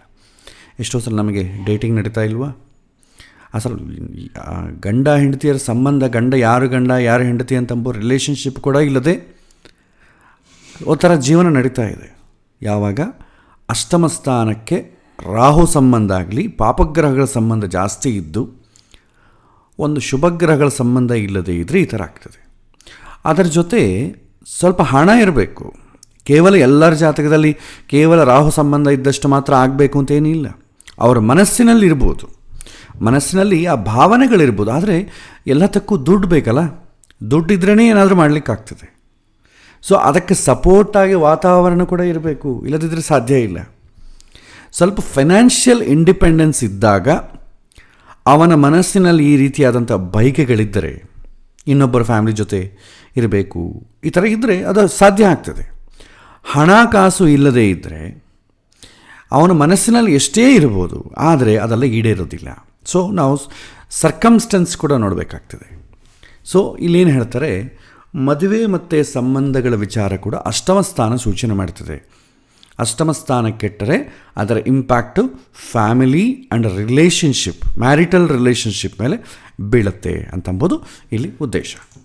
ನೆಕ್ಸ್ಟ್, ಆರೋಗ್ಯ ಮತ್ತು ಚಿಕಿತ್ಸೆ. ಸೊ ಈ ಏನಾದರೂ ರೋಗ ಬಂತು, ರೋಗ ಕಡಿಮೆ ಆಗುತ್ತಾ ಇಲ್ಲ ಅಂದರೆ ಹೀಲಿಂಗ್ ಬೇಗ ಆಗಬೇಕು, ಬೇಗ ರೋಗ ಕಡಿಮೆ ಆಗಬೇಕು. ಅದು ಕೂಡ ನಿಮಗೆ ಅಷ್ಟಮಸ್ಥ 6ನೇ ಮನೆ ರೋಗ ಹೇಗೆ ಬರುತ್ತೆ, ಯಾವಾಗ ಬರುತ್ತೆ, ಅದರ ಡೆನ್ಸಿಟಿ ಏನು, ಎಲ್ಲ 6ನೇ ಮನೆ ಹೇಳ್ತದೆ. ಆದರೆ ಅದು ದೀರ್ಘಕಾಲಿಕವಾಗಿರುತ್ತಾ, ಅಸಲು ಅದು ಕಡಿಮೆ ಆಗ್ತದಾ, ಇದರ ಇಂಪ್ಯಾಕ್ಟ್ ಎಲ್ಲ ಕೂಡ ನಾವು 8ನೇ ಮನೆಯಿಂದ ಕೂಡ ನೋಡ್ಬೋದು. 8ನೇ ಮನೆ ಗುಪ್ತ ಅಥವಾ ದೀರ್ಘಕಾಲದ ಆರೋಗ್ಯ ಸಮಸ್ಯೆಗಳನ್ನು ಸೂಚನೆ ಮಾಡ್ತದೆ. ಕ್ರಾನಿಕಲ್ ಡಿಸೀಸ್ ದೀರ್ಘಕಾಲಿಕವಾಗಿರುತ್ತೆ. ಈಗ ಡಯಾಬಿಟಿಸ್ ಅಂದ್ಕೊಳ್ಳಿ, ದೀರ್ಘಕಾಲಿಕ. ಕೊಲೆಸ್ಟ್ರಾಲ್, ಡಯಾಬಿಟೀಸು ಅದು ರೋಗ ಅಲ್ಲ, ಇಟ್ಸ್ ಎ ಡಿಸೇಬಿಲಿಟಿ. ಅದು ದೀರ್ಘಕಾಲಿಕವಾಗಿರುತ್ತದೆ. ಬಟ್ ಅದಕ್ಕೆ ಸೊಲ್ಯೂಷನ್ ಈಸ್ ವೆರಿ ಸಿಂಪಲ್. ಆದರೆ ವೈದ್ಯಶಾಸ್ತ್ರದಲ್ಲಿ ಯಾರು ಹೇಳೋಲ್ಲ. ಬಟ್ 8ನೇ ಮನೆ ಏನು ಮಾಡ್ತದೆ, ದೀರ್ಘಕಾಲಿಕವಾಗಿರುವಂಥ ಸಫರಿಂಗ್ಸ್ ಏನಾದರೂ ಇದ್ದರೆ ಅದು ಸೂಚನೆ ಮಾಡ್ತದೆ. ಅಷ್ಟಮಕ್ಕೆ ಶನಿ ಸಂಬಂಧ ಬಂದರೆ, ಶನಿ ಅಂತಂದರೆ ಏನು, ಯೂಶ್ವಲಿ ಜಾಯಿಂಟ್ಸ್ ಅಂತ ಸೂಚನೆ ಮಾಡ್ತದೆ. ಈ ಆರ್ಥರೈಟಿಸು ಇದೆಲ್ಲ ಕೂಡ ಏನಾಗ್ತದೆ, ದೀರ್ಘಕಾಲಿಕ ನೋವು, ಮಂಡೆ ನೋವು, ಕಾಲು ನೋವು, ಕೂತ್ಕೊಳ್ಳಿಕ್ಕಾಗಲ್ಲ, ಏಳಲಿಕ್ಕಾಗಲ್ಲ, ಇದೆಲ್ಲ ಕೂಡ ದೀರ್ಘಕಾಲಿಕವಾಗಿ ಬರುವಂಥ ರೋಗಗಳು. ಸೊ ಇದೆಲ್ಲ ಕೂಡ ಶನಿ ಸಂಬಂಧವಾದರೆ ಜಾಯಿಂಟ್ ಪೇನ್ಸು, ಆರ್ಥರೈಟಿಸು ಅದೊಂದು ಸಲ ಬಂದರೆ ಹೋಗಲ್ಲ. ಅದನ್ನು ಡಯಾಬಿಟಿಕ್ ಕೂಡ ಅದೇ ಕಾರಣ. ಶನಿ ಯಾಕೆಂದರೆ ಅತಿಯಾಗಿ ಭಾವನಾತ್ಮಕವಾಗಿ ಹೆಚ್ಚು ಆಲೋಚನೆ ಮಾಡೋದು ಒಂದು ಕಾರಣ. ಆಲೋಚನೆ ಯಾವಾಗ ಮಾಡ್ತಿರೋ ನಮ್ಮ ಜೀವನದ ರೂಟ್ ಲೈನ್, ಡಿಸಿಪ್ಲೈನ್ ಯಾವಾಗ ಹೊರಟೋಗ್ತದೆ, ಅದರಿಂದ ಬರುವಂಥ ಕಾಯಿಲೆಗಳು. ಒಂದು ವೇಳೆ ಕುಜ ಏನಾದರೂ ಸೂಚನೆ ಮಾಡಿ ಸಂಬಂಧ ಬಂದರೆ ಶಸ್ತ್ರಚಿಕಿತ್ಸೆಗಳಿಗೆ ಕಾರಣ ಆಗಬಹುದು. ದೀರ್ಘಕಾಲಿಕ ರೋಗವಾಗಿ ಸರ್ಜರಿ ರಿಲೇಟೆಡ್ ಅದಕ್ಕೆ ಒಳಗಾಗಲಿಕ್ಕೆ ಅವಕಾಶ ಉಂಟು. ಅಷ್ಟಮಕ್ಕೆ ಕುಜ ಸಂಬಂಧ ಬಂದರೆ, ಕುಜ ಅಂತಂದರೆ ಏನು, ಆಕ್ಸಿಡೆಂಟ್ಸ್, ಪ್ರಮಾದಗಳು, ಬ್ಲಡ್ಡು, ಸರ್ಜರಿ. ಅಷ್ಟಮಕ್ಕೆ ಸಂಬಂಧ ಬಂದರೆ, ಅದು ಬಲವಾಗಿದ್ದರೆ, ಶುಭಗ್ರಹಗಳ ಸಂಬಂಧ ಇಲ್ಲದೇ ಇದ್ದರೆ ದೀರ್ಘಕಾಲಿಕವಾದ ರೋಗ ಅಥವಾ ಈ ರೀತಿ ಒಂಥರ ಶಸ್ತ್ರಚಿಕಿತ್ಸೆಗಳಿಗೆ ಕಾರಣ ಆಗ್ಬೋದು. ಆಮೇಲೆ ಎಮೋಷ್ನಲ್ ಹೀಲಿಂಗ್ ಅಂತೇವೆ, ಭಾವನಾತ್ಮಕ ಚಿಕಿತ್ಸೆ. ಇಷ್ಟೇ ಮುಂಚೆ ಹೇಳಿದ್ದು ಫಿಸಿಕಲ್, ಇದು ಎಮೋಷ್ನಲ್. ಅಷ್ಟಮ ಸ್ಥಾನ ಜಾಸ್ತಿ ಮಾನಸಿಕವಾದ ಸಂಬಂಧವಾದಂಥ ರೋಗಗಳಿಗೆ ಹೆಚ್ಚು ಸೂಚನೆ ಮಾಡ್ತದೆ. ಅಷ್ಟಮ ಸ್ಥಾನಕ್ಕೆ ಆಳವಾದಂಥ ವೈದ್ಯ, ಮಾನಸಿಕ ಗುಣಪಡಿಸುವಿಕೆಯನ್ನು ಸೂಚನೆ ಮಾಡ್ತದೆ. ಡೀಪ್ ಸೈಕಲಾಜಿಕಲ್ ಹೀಲಿಂಗ್ ಅಂತೇವೆ. ಅಷ್ಟಮ ಸ್ಥಾನಕ್ಕೇನಾದರೂ ಶುಭಗ್ರಹಗಳ ಸಂಬಂಧ ಇದ್ದರೆ ಮಾನಸಿಕ ಗಾಯದಿಂದ ಹೊರಗೆ ಬರುವುದನ್ನು ಸೂಚನೆ ಮಾಡ್ತದೆ. ಏನೇ ಬರಲಿ ಜೀವನದಲ್ಲಿ ಬೇಗ ಹೊರಗೆ ಬಂದುಬಿಡ್ತೇವೆ ನಾವು. ಧ್ಯಾನ, ಸಮಾಲೋಚನೆ ಮತ್ತು ಪ್ರಾಣಾಯಾಮ ಅಂತಹ ಆಧ್ಯಾತ್ಮಿಕ ಅಭ್ಯಾಸಗಳು ಭಾವನಾತ್ಮಕವಾದಂಥ ಗಾಯಗಳನ್ನು ಪರಿಹರಿಸೋದಕ್ಕೆ ಸಹಾಯ ಮಾಡ್ತದೆ. ಯಾವುದೇ ಮೆಂಟಲ್ ಪ್ರಾಬ್ಲಮ್ ಬಂದರೂ ಕೂಡ, ಮಾನಸಿಕವಾದ ಸಮಸ್ಯೆಗಳು ಬಂದರೆ ಮನಸ್ಸಿಗೆ ಹೀಲಿಂಗ್ ಪ್ರಾಸೆಸ್ ಒಂದು ಚಿಕಿತ್ಸೆ ಕೊಡಬೇಕು. ಮನಸ್ಸಿಗೆ ಚಿಕಿತ್ಸೆ ಕೊಡ್ಬೋದು ಅಂದ್ರೆ ಏನು, ಮನಸ್ಸು ಜಾಸ್ತಿ ಆಲೋಚನೆ ಮಾಡಬಾರ್ದು. ಅದೇ ನಾವು ಕೊಡೋದು ಚಿಕಿತ್ಸೆ. ಬೇರೆ ಅದಕ್ಕೇನು ಕೆಮಿಕಲ್ ಪಿಲ್ ಕೊಟ್ಟರೆ ಉಪಯೋಗ ಇಲ್ಲ. ಸೊ ಹಾಗಾಗಿ ಜಾಸ್ತಿ ಮಾನಸಿಕ ಸಮಸ್ಯೆಗಳಿಗೆಲ್ಲ ಕೂಡ ಅಷ್ಟಮ ಸ್ಥಾನವೇ ಸೂಚನೆ ಮಾಡ್ತದೆ. ಆಮೇಲೆ ಈ ಜಾಬ್ ರಿಲೇಟೆಡ್ ಆಗಲಿ ಅಥವಾ ಪ್ಯಾಷನ್, ಹಾಬಿ ಈ ಥರ ಬಂದಾಗ ಅಷ್ಟಮ ಸ್ಥಾನ ಕೆರಿಯರ್ ಇನ್ ರಿಸರ್ಚ್ ಸೂಚನೆ ಮಾಡ್ತದೆ. ಸಂಶೋಧನೆಯಲ್ಲಿ ವೃತ್ತಿಗಳು ಮಾಡ್ತಾರೆ. ಸಂಶೋಧನೆ ಅಂತಂದರೆ ಅದು ಕೇವಲ ಉದ್ಯೋಗವೇ ಆಗಬೇಕಾಗಿಲ್ಲ, ಯಾವುದೇ ಒಂದು ಡೀಪಾಗಿ ಸಂಶೋಧನೆ ಮಾಡ್ತಾರೆ. ಅದಕ್ಕೆ ನಾವು ರಿಸರ್ಚ್ ರಿಲೇಟೆಡ್ ಸ್ಟಡೀಸ್ ಎಲ್ಲ ಕೂಡ ಅಷ್ಟಮ ಸ್ಥಾನದಿಂದ ನೋಡ್ತೇವೆ. ಬಟ್ ಇವತ್ತು ಇರೋವಂಥ ರಿಸರ್ಚ್ ಅಲ್ಲ, ಇವತ್ತಿರೋ ರಿಸರ್ಚ್ ಎಲ್ಲ ಕೂಡ ಏನಂತೇವೆ, ಪ್ಲಾಗಿಯಾರಿಸಮ್ ಅಂತೇವೆ. ಈಗ ಎಕ್ಸಾಮಿನೇಷನಲ್ಲಿ ಒಬ್ಬನ ಪೇಪರನ್ನು ಇನ್ನೊಬ್ಬನ ಕಾಪಿ ಹೊಡೆದಂತ ಅಂದ್ಕೊಳ್ಳಿ, ಅವಾಗ ಅದನ್ನು ಏನಂತೀವಿ, ಕಳ್ತನ ಮಾಡಿದ್ದಾನೆ, ಕಾಪಿ ಮಾಡಿದ್ದಾನೆ, ಪ್ಲಾಗಿಯಾರಿಸಮ್ ಅಂತೇವೆ. ಅದೇ if you copy the data from many resources, ಬೇರೆ ಬೇರೆ ಪುಸ್ತಕಗಳಿಂದ ಕಾಪಿ ಹೊಡೆದ್ರೆ ಏನಾಗ್ತೇವೆ, ಅದು PhD ಅಂತಾರೆ. ಸೊ ಇದು ಉಪಯೋಗ ಇಲ್ಲ. ನಾವು ಅಂಥ ಅನುಭವದ ಆಳಕ್ಕೆ ಹೋದಾಗ ನಮಗೆ ಗೊತ್ತಾಗ್ತದೆ ಇದಕ್ಕೊಂದು ಸೊಲ್ಯೂಷನ್. ಅದು ರಿಸರ್ಚ್ ಅಂತೀವಿ. ಆ ಥರ ರಿಸರ್ಚ್ ಎಜುಕೇಷನ್ಗೆ ಅಷ್ಟಮ ಸ್ಥಾನ ಸೂಚನೆ ಮಾಡ್ತದೆ. ಅಷ್ಟಮ ಸ್ಥಾನ ಬಲಿಷ್ಠವಾಗಿದ್ದರೆ ಯಾವುದೇ ಒಂದು ಫರ್ಮಲ್ಲಿ ರಿಸರ್ಚಾಗಿ ಹೋಗ್ತಾನೆ, ಅವನು ಡೀಪಾಗಿ ಆಲೋಚನೆ ಮಾಡ್ತಾನೆ. ವೈದ್ಯಕೀಯ ಸಂಶೋಧನೆ ಆಗ್ಬೋದು, ಪುರಾತತ್ವ ಶಾಸ್ತ್ರದ ಸಂಶೋಧನೆ ಆಗ್ಬೋದು, ಅಥವಾ ನ್ಯಾಯ ವಿಜ್ಞಾನಗಳಂತಹ ಆಳವಾದಂಥ ವಿಶ್ಲೇಷಣೆಯ ಅಗತ್ಯ ಇರುವಂಥ ವೃತ್ತಿಗಳಲ್ಲಿ ಯಶಸ್ಸನ್ನು ಸೂಚನೆ ಮಾಡ್ತಾನೆ. ಒಂದು ವೇಳೆ ಕೇತು ಇದ್ದ ಅಂತ ಅಂದ್ಕೊಳ್ಳಿ, ಕೇತು ಸಂಬಂಧ ಬಂತ ಅಂದ್ಕೊಳ್ಳಿ, ಗುಪ್ತವಾದ ಜ್ಞಾನದಲ್ಲಿ ಆಸಕ್ತಿಯನ್ನು ಬೆಳೆಸುತ್ತೆ. ಹಿಡನ್ ನಾಲೆಡ್ಜ್, ಪ್ರತಿಯೊಂದು ವಿಚಾರದಲ್ಲೂ ಕೂಡ ಇನ್ಡೆಪ್ತ್ ಹೋಗ್ತಾನೆ. ಯಾಕೆ ಹೀಗೆ ತಿಳ್ಕೊಳ್ಬೇಕು ಅಂತ ಹೋಗ್ತಾನೆ. ಎಸ್ಪೆಷಲಿ ರಿಲಿಜಿಯಸ್ ಮ್ಯಾಟರ್ಸಲ್ಲಾಗಲಿ ಸ್ಪಿರಿಚುವಲ್ ಮ್ಯಾಟರ್ಸಲ್ಲಾಗಲಿ ಕೇತು ಇದ್ದರೆ ತುಂಬ ಆಳವಾಗಿ ಆಲೋಚನೆ ಮಾಡ್ತಾನೆ. ಬುಧ ಇದ್ದರೆ ಲಾಜಿಕಲ್ ಇನ್ವೆಸ್ಟಿಗೇಷನ್, ಈ ಥರದ ವಿಚಾರದಲ್ಲಿ ತುಂಬ ಸ್ಕಿಲ್ ಇರ್ತದೆ ಅವನಿಗೆ. ಒಂದು ವೇಳೆ ಅಷ್ಟಮ ಸ್ಥಾನ ಏನಾದರೂ ಯಾವ ಗ್ರಹ ಸಂಬಂಧ ಬಂದಿದೆ ಅಂತ ನೋಡ್ಕೊಳ್ಳಿ, ಅದಕ್ಕೆ ಸಂಬಂಧಪಟ್ಟ ಏರಿಯಾಲಿ ಅವನು ಚೆನ್ನಾಗಿ ಮಾಡ್ತಾನೆ ಅಂತಂಬೋದು ಕೂಡ ನಾವು ಹೇಳ್ಬೋದು. ಆಮೇಲೆ ಸತ್ಯಗಳನ್ನು ಪಡಿಸೋದು ಅಂದರೆ ಅನ್ಕವರಿಂಗ್ ಟ್ರೂತ್ಸ್. ಅಷ್ಟಮ ಸ್ಥಾನ ಬಲಿಷ್ಠವಾಗಿದ್ದರೆ ಆ ಜಾತಕಸ್ಥ ಒಂಥರ ಪತ್ತೇದಾರಿ ಕೆಲಸ, ಡಿಟೆಕ್ಟಿವ್ ವರ್ಕ್ ಅಂತೀವಲ್ಲ, ಲೆಕ್ಕ ಪರಿಶೋಧನೆ, ಆಡಿಟಿಂಗ್ ಮಾಡೋದಾಗಲಿ, ಅಥವಾ ಇನ್ವೆಸ್ಟಿಗೇಷನ್ ಜರ್ನಲಿಸಮ್ ಅಂತೇವೆ, ಆ ಥರ ವಿಚಾರಗಳಲ್ಲಿ ಇವನು ತುಂಬ ಯೋಗ್ಯನಾಗಿರ್ತಾನೆ. If it is connected to career ಬಗ್ಗೆ ಏನಾದರೂ ಹೇಳಬೇಕಾದ್ರೆ, ಒಂದು ವೇಳೆ ದಶಮ ಸ್ಥಾನ ಅಷ್ಟಮ ಸಂಬಂಧ ಬಂದಾಗ ಈ ಥರದ ಏರಿಯಾಸಲ್ಲಿ ತುಂಬ ಅನುಕೂಲ ಆಗ್ತದೆ ಅಂತ ನಾವು ಗ್ರಹಿಸಬಹುದು. ಶುಭ ಗ್ರಹಗಳ ಸಂಬಂಧ ಇದ್ದರೆ ನೈತಿಕ ಅಭ್ಯಾಸಗಳನ್ನು ಖಚಿತಪಡಿಸ್ತಾನೆ, ಪ್ರಾಮಾಣಿಕತೆಯಿಂದ ಹೋಗ್ತಾನೆ. ಪಾಪಗ್ರಹಗಳ ಸಂಬಂಧ ಬಂದರೆ ಅಪಾಯಕಾರಿ ವಿಧಾನಗಳನ್ನು ಕಾಣಬಹುದು, ಅಷ್ಟು ರಿಲಯಬಲ್ ಅಲ್ಲ ಅಂತ ಹೇಳಬಹುದು. ಆಮೇಲೆ ಅಷ್ಟಮಕ್ಕೆ ಸಂಬಂಧಿಸಿದಂಥ ವೃತ್ತಿಗಳು ಹೇಳ್ಬೋದು. Professions related to 8th house. ಈ ಮನೆಗೆ ಸಂಬಂಧಿಸಿದ ವೃತ್ತಿಗಳು ನಾವು ನೋಡಿದ್ರೆ ಸರ್ಜರಿ ಹೇಳ್ಬೋದು, ಇನ್ಶೂರೆನ್ಸು, ಸೈಕಾಲಜಿ, ಅಸ್ಟ್ರಾಲಜಿ. ಇದು ಯಾಕಂದರೆ ಜ್ಯೋತಿಷ್ಯ ಬರಬೇಕಾದ್ರೂ ಕೂಡ ಡೀಪಾಗಿ ಆಲೋಚನೆ ಮಾಡೋಕ್ಕೆ ಬರಬೇಕು. ಸುಮ್ಮನೆ 4 ಗ್ರಹಗಳ ಹೆಸರನ್ನು ಬಾಯ್ಪಾಠ ಮಾಡಿ 4 ವಿಚಾರಗಳನ್ನು ಯಾರಿಗೊಬ್ರಿಗೆ ಹೇಳಿಬಿಟ್ರೆ ಆಯಿತು, ಅದು ನಿಜವೋ ಅಲ್ಲವೋ, ಆಗತ್ತೋ ಇಲ್ಲವೋ, ಅದೆಲ್ಲ ಬೇಡವೇ ಬೇಡ. ಅವನಿಗೆ ಏನೋ ಒಂದು ವಿಷಯ ಹೇಳಿಬಿಡೋಣ. ಸೊ ಇದು ಅಸ್ಟ್ರಾಲಜಿ ಅಲ್ಲ, ಇದು ಯಾರು ಬೇಕಾದ್ರೂ ಮಾಡ್ಬೋದು. ಮ್ಯಾಥಮೆಟಿಕ್ಸ್ ಇದು, ಸ್ವಲ್ಪ ಲಾಜಿಕ್ಸ್ ಗೊತ್ತಿದ್ದರೆ ಸಾಕು.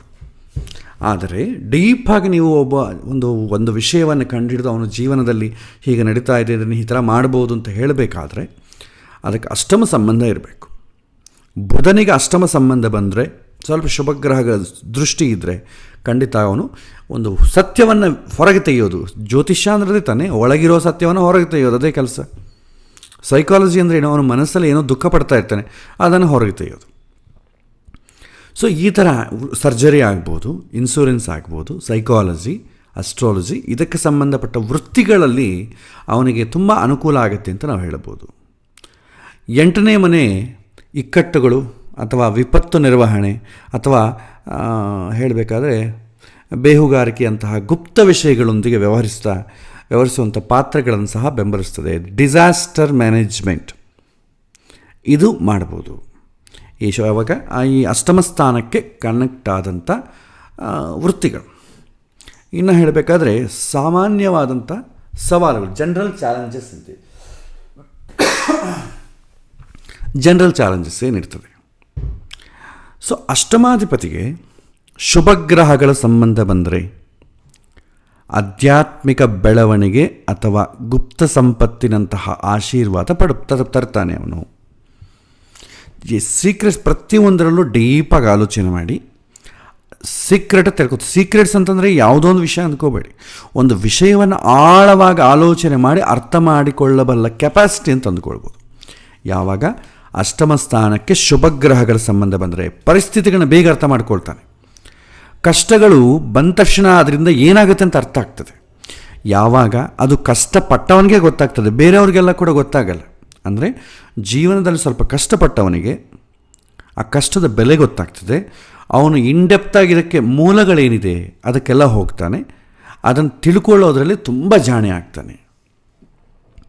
ಒಂದು ವೇಳೆ ಪಾಪಗ್ರಹಗಳ ಸಂಬಂಧ ಬಂದರೆ ಅದು ನಮ್ಮ ಜೀವನದಲ್ಲೇ ತುಂಬ ಸಮಸ್ಯೆಗಳು ಉಂಟು ಮಾಡ್ತದೆ.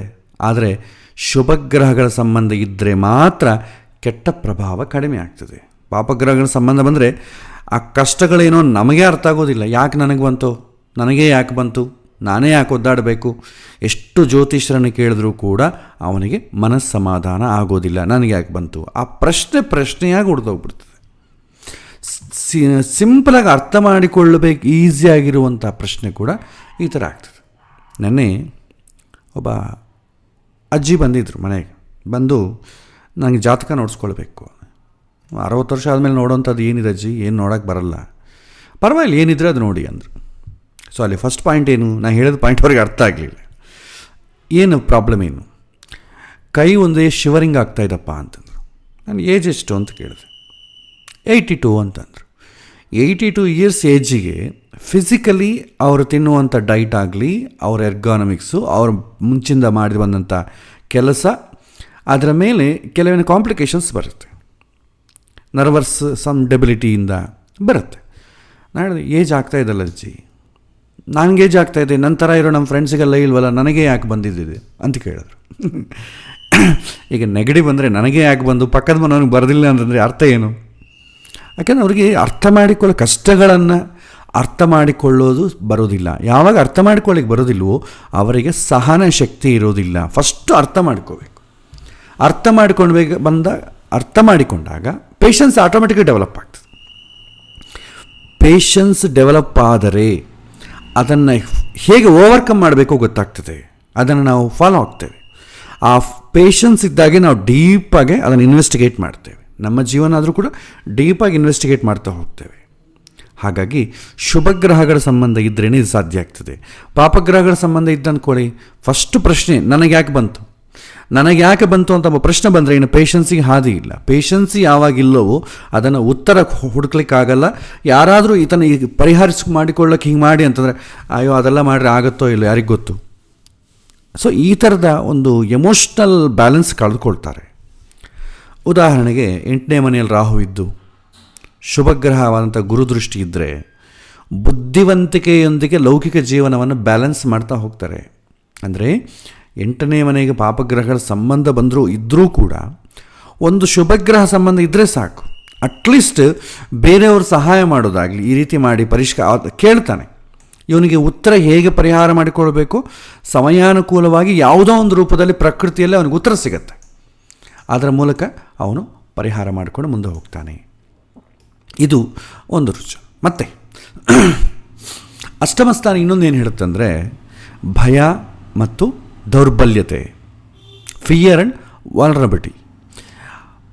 ಪಾಪ ಸಂಬಂಧಗಳಿರಬಾರ್ದು, ಶುಭ ಸಂಬಂಧಗಳೇ ಇರಬೇಕು. ಆ ಥರ ಇದ್ದಂಥ ಜಾತಕಸ್ಥನಿಗೆ ಯಾವುದೇ ಒಂದು ಕಷ್ಟ ಬಂದರೂ ಭಯವನ್ನು ಎದುರಿಸಲಿಕ್ಕೆ ಸಹಾಯ ಆಗ್ತದೆ. ಇದೊಂದು ಆ್ಯಡ್ ಮಾಡಿಕೊಡಿ. ಶುಭಗ್ರಹಗಳ ಸಂಬಂಧ ಬಂದರೆ ಕಷ್ಟವನ್ನು ಅರ್ಥ ಮಾಡಿಕೊಳ್ತಾನೆ, ಪೇಷನ್ಸ್ ಬರ್ತದೆ, ಡೀಪಾಗಿ ಆಳವಾಗಿ ಇನ್ವೆಸ್ಟಿಗೇಟ್ ಮಾಡ್ತಾನೆ. ಯಾವಾಗ ಒಂದು ವಿಷಯವನ್ನು ಕ್ಲಿಯರಾಗಿ ತಿಳ್ಕೊಳ್ತಾನೋ ಅವನಿಗೆ ಭಯ ಇರೋದಿಲ್ಲ. ಅರ್ಧಂಬರ್ಧಂ ತಿಳ್ಕೊಂಡು ಅರ್ಥ ಮಾಡಿಕೊಳ್ಳಕ್ಕೆ ಆಗದೇ ಇದ್ದವನಿಗೆ ಭಯ ಬರುತ್ತೆ. ಅಷ್ಟಮ ಸ್ಥಾನ ಮತ್ತೊಂದು ಏನಂತಂದರೆ ಭಯಕ್ಕೆ ಕಾರಣ. ಪ್ರತಿಯೊಬ್ಬನಿಗೂ ಇದೇ ದೊಡ್ಡ ಸವಾಲು. ಯಾವುದೇ ಮಾಡಬೇಕಾದ್ರೂ ಕೂಡ ಭಯ. ಆ ಭಯ ಯಾವಾಗ ಬರುತ್ತೆ ಅಂತಂದರೆ ಅಷ್ಟಮ ಸ್ಥಾನಕ್ಕೆ ಪಾಪಗ್ರಹಗಳ ಸಂಬಂಧ ಬಂದರೆ ಮಾನಸಿಕವಾದ ನೋವು ಬರುತ್ತೆ. ಮಾನಸಿಕವಾದಂಥ ತೊಂದರೆಗಳಿಗೆ ಕಾರಣ ಏನು ಅಂತಂದರೆ ಮೊದಲು ಭಯಕ್ಕೆ ಮೂಲ ಏನು? ಅಜ್ಞಾನ. ಅಂದರೆ ಗೊತ್ತಿಲ್ಲದೆ ಇರೋದು. ಗೊತ್ತಿದ್ದ ಮೇಲೆ ಭಯ ಏನು? ರೋಡಲ್ಲಿ ಹೋಗ್ತಾ ಇದ್ದೇವೆ, ಇಲ್ಲೆಲ್ಲ ಹಳ್ಳಿಯಲ್ಲಿ ಒಂದು ಹಾವು ಥರ ಒಂದು ಶೇಪ್ ಇತ್ತು.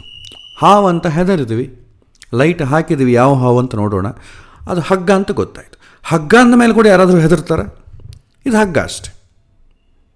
ಒಂದು ಸಲ ಸತ್ಯ ಗೊತ್ತಾಯಿತು ಅಂದರೆ ಮತ್ತೆ ಹೆದರಿಕೆ ಇಲ್ಲ.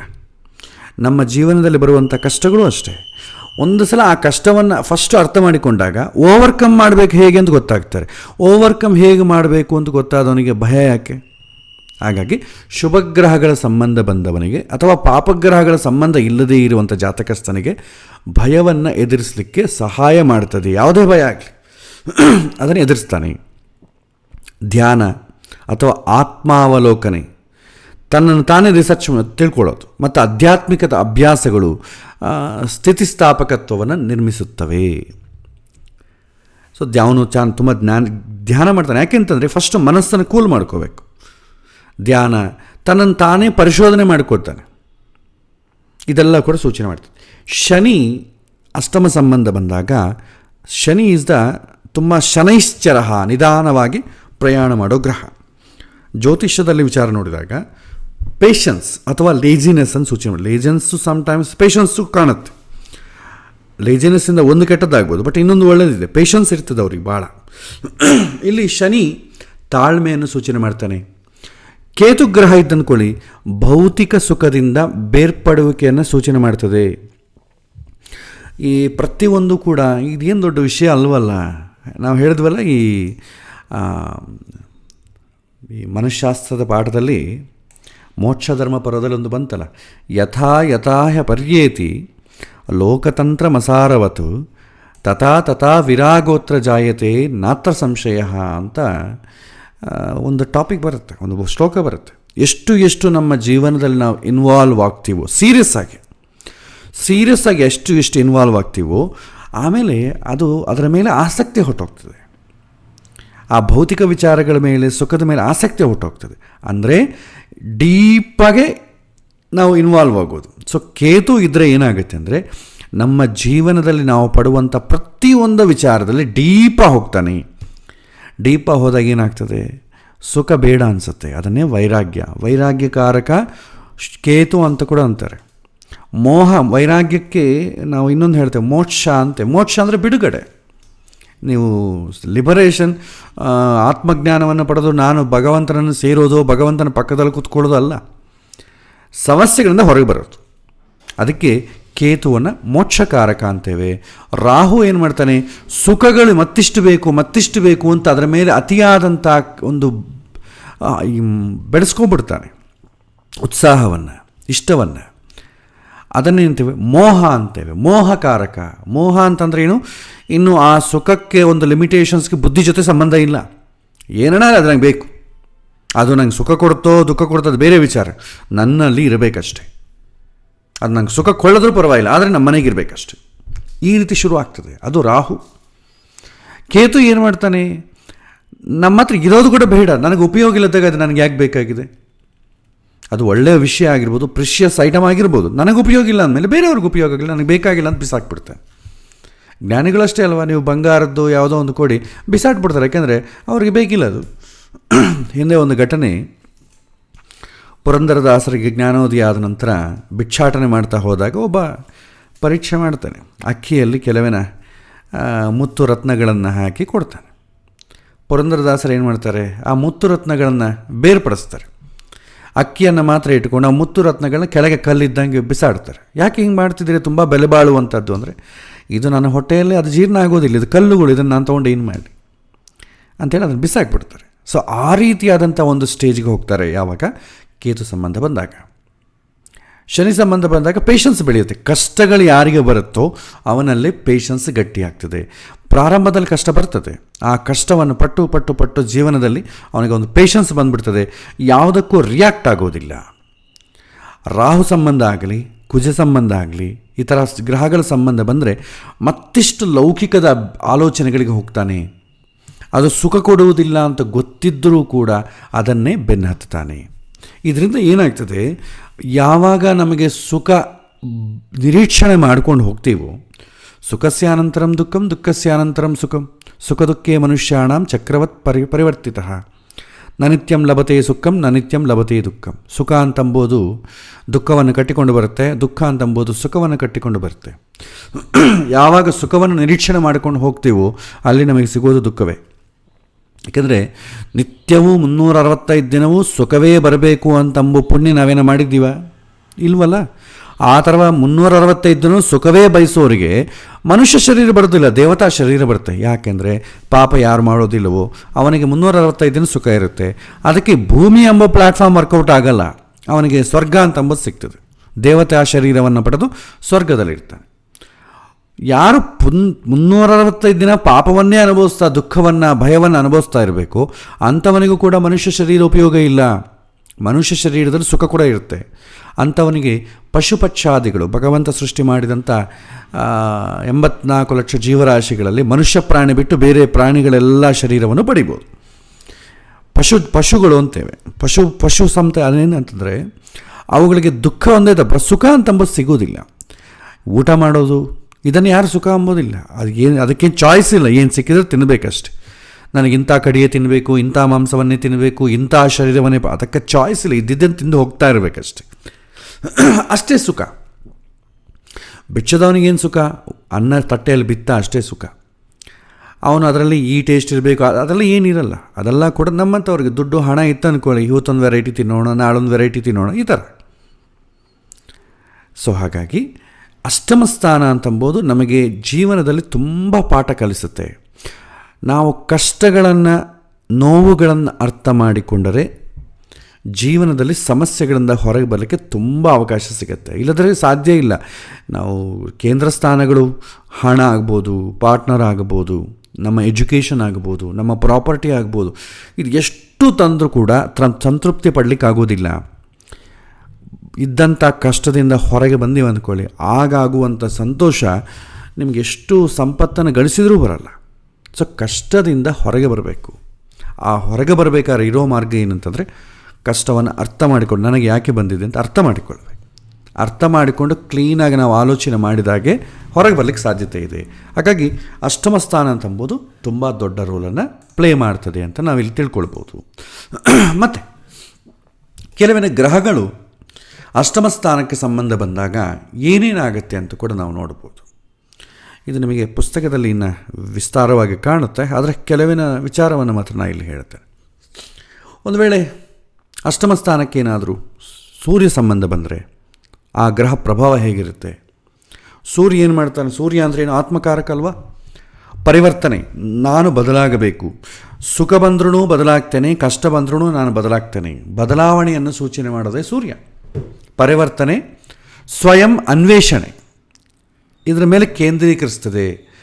ಆದರೆ ಅಹಂ ಸಂಬಂಧಿತ ಸವಾಲುಗಳನ್ನು ತರಬಹುದು. ಈಗೋಯಿಸಮ್ ಕೂಡ ಬರ್ತದೆ. ಯಾವಾಗ? ಸೂರ್ಯ ನಾನು ಬದಲಾಗ್ತಾನೆ, ಆದರೆ ನಾನು ಇಷ್ಟು ಕಷ್ಟಪಟ್ಟಿದ್ದೇನೆ ಗೊತ್ತಾ ನಿಮಗೆ, ಈ ಥರ ಅಹಂಕಾರ ಕೂಡ ಬರುತ್ತದೆ.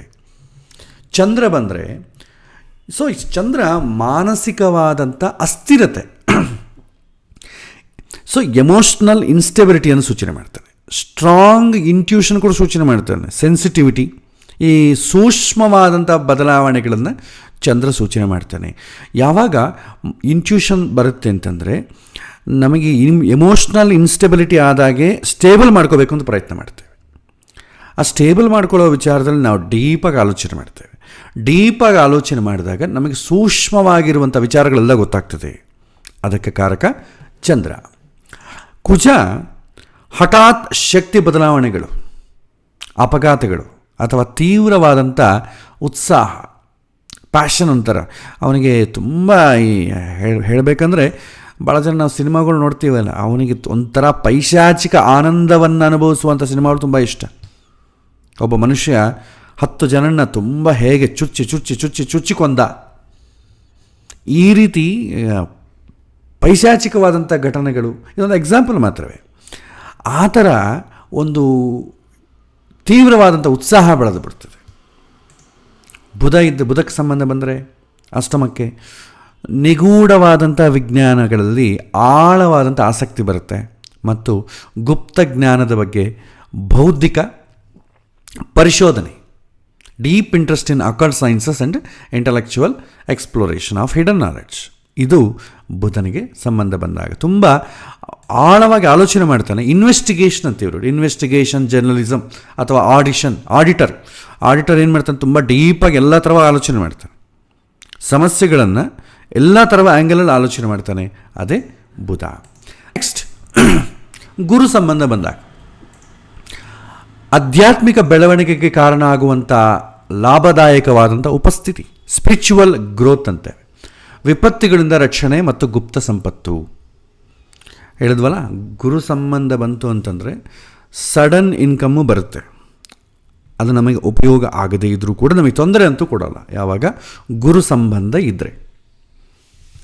ಆದರೆ ನಿಮಗೆ ಡಿ ವಿ ಜಿ ಅವ್ರನ್ನ ನೋಡ್ಬೋದು. ಡಿ ವಿ ಜಿ ಅವರಿಗೆ ಬೇಕಾದಷ್ಟು ಜನ ಚೆಕ್ಕುಗಳು ಕೊಟ್ಟರು, ಹಣ ಬಂತು, ಆದರೆ ಅದು ಒಳ್ಳೆಯ ಉದ್ದೇಶದಿಂದಲೇ ಬಂತು. ಆದರೆ ಅವರು ಉಪಯೋಗ ಮಾಡಿಕೊಳ್ಳಿಲ್ಲ. ಅವರು ಸತ್ತ ನಂತರ ಅವ್ರ ಬಾಕ್ಸ್ ನೋಡಿದ್ರೆ ಎಲ್ಲ ಚೆಕ್ಕುಗಳಿತ್ತು, ಒಂದನ್ನು ಕೂಡ ಎನ್ಕ್ಯಾಶ್ ಮಾಡ್ಕೊಂಡಿಲ್ಲ ಅವರು. ಆ ರೀತಿ ಶುಭಗ್ರಹಗಳ ಸಂಬಂಧ ಬಂದರೆ ಹಾಗಿರುತ್ತೆ. ಶುಕ್ರನ ಸಂಬಂಧ ಬಂದರೆ ಅಥವಾ ಅಷ್ಟಮಕ್ಕೆ ಶುಕ್ರ ಏನಾದ್ರು ರೋಲ್ ಪ್ಲೇ ಮಾಡ್ತಾನೆ ನೋಡಿದ್ರೆ ಹೆಚ್ಚಿದ ಇಂದ್ರಿಯತೆ, ಗುಪ್ತ ಪ್ರೇಮ ವ್ಯವಹಾರಗಳು ಅಥವಾ ಮದುವೆಯ ಮೂಲಕ ಲಾಭ, ಸೀಕ್ರೆಟ್ ಅಫೇರ್ಸ್ ಅಂತೀವಲ್ಲ, ಅಷ್ಟಮ ಸ್ಥಾನಕ್ಕೆ ಬಂದಾಗ ಸೀಕ್ರೆಟ್ ಅಫೇರ್ ಸ್ಟಾರ್ಟ್ ಆಗ್ತದೆ. ಹಿಡನ್ ಲವ್, ಗುಪ್ತವಾಗಿ ಪ್ರೇಮಿಸ್ತಾನೆ.